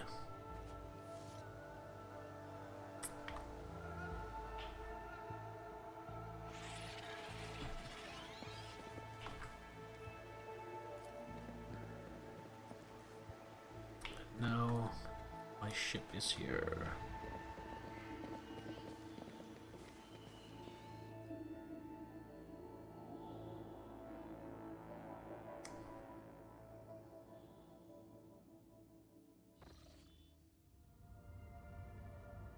We are at Janus. We are going to land right back on Janus. However, before I forget to... Oh, it goes in that slot. I thought it was going to be one of these slots. Oh, that's perfect. Yes. Beautiful. Okay. It's getting late. I've been going for a little over 3 hours, so we are going to solve the rest of the matter of the rebellion / Xenos infiltration / chaos corruption on Janus next time.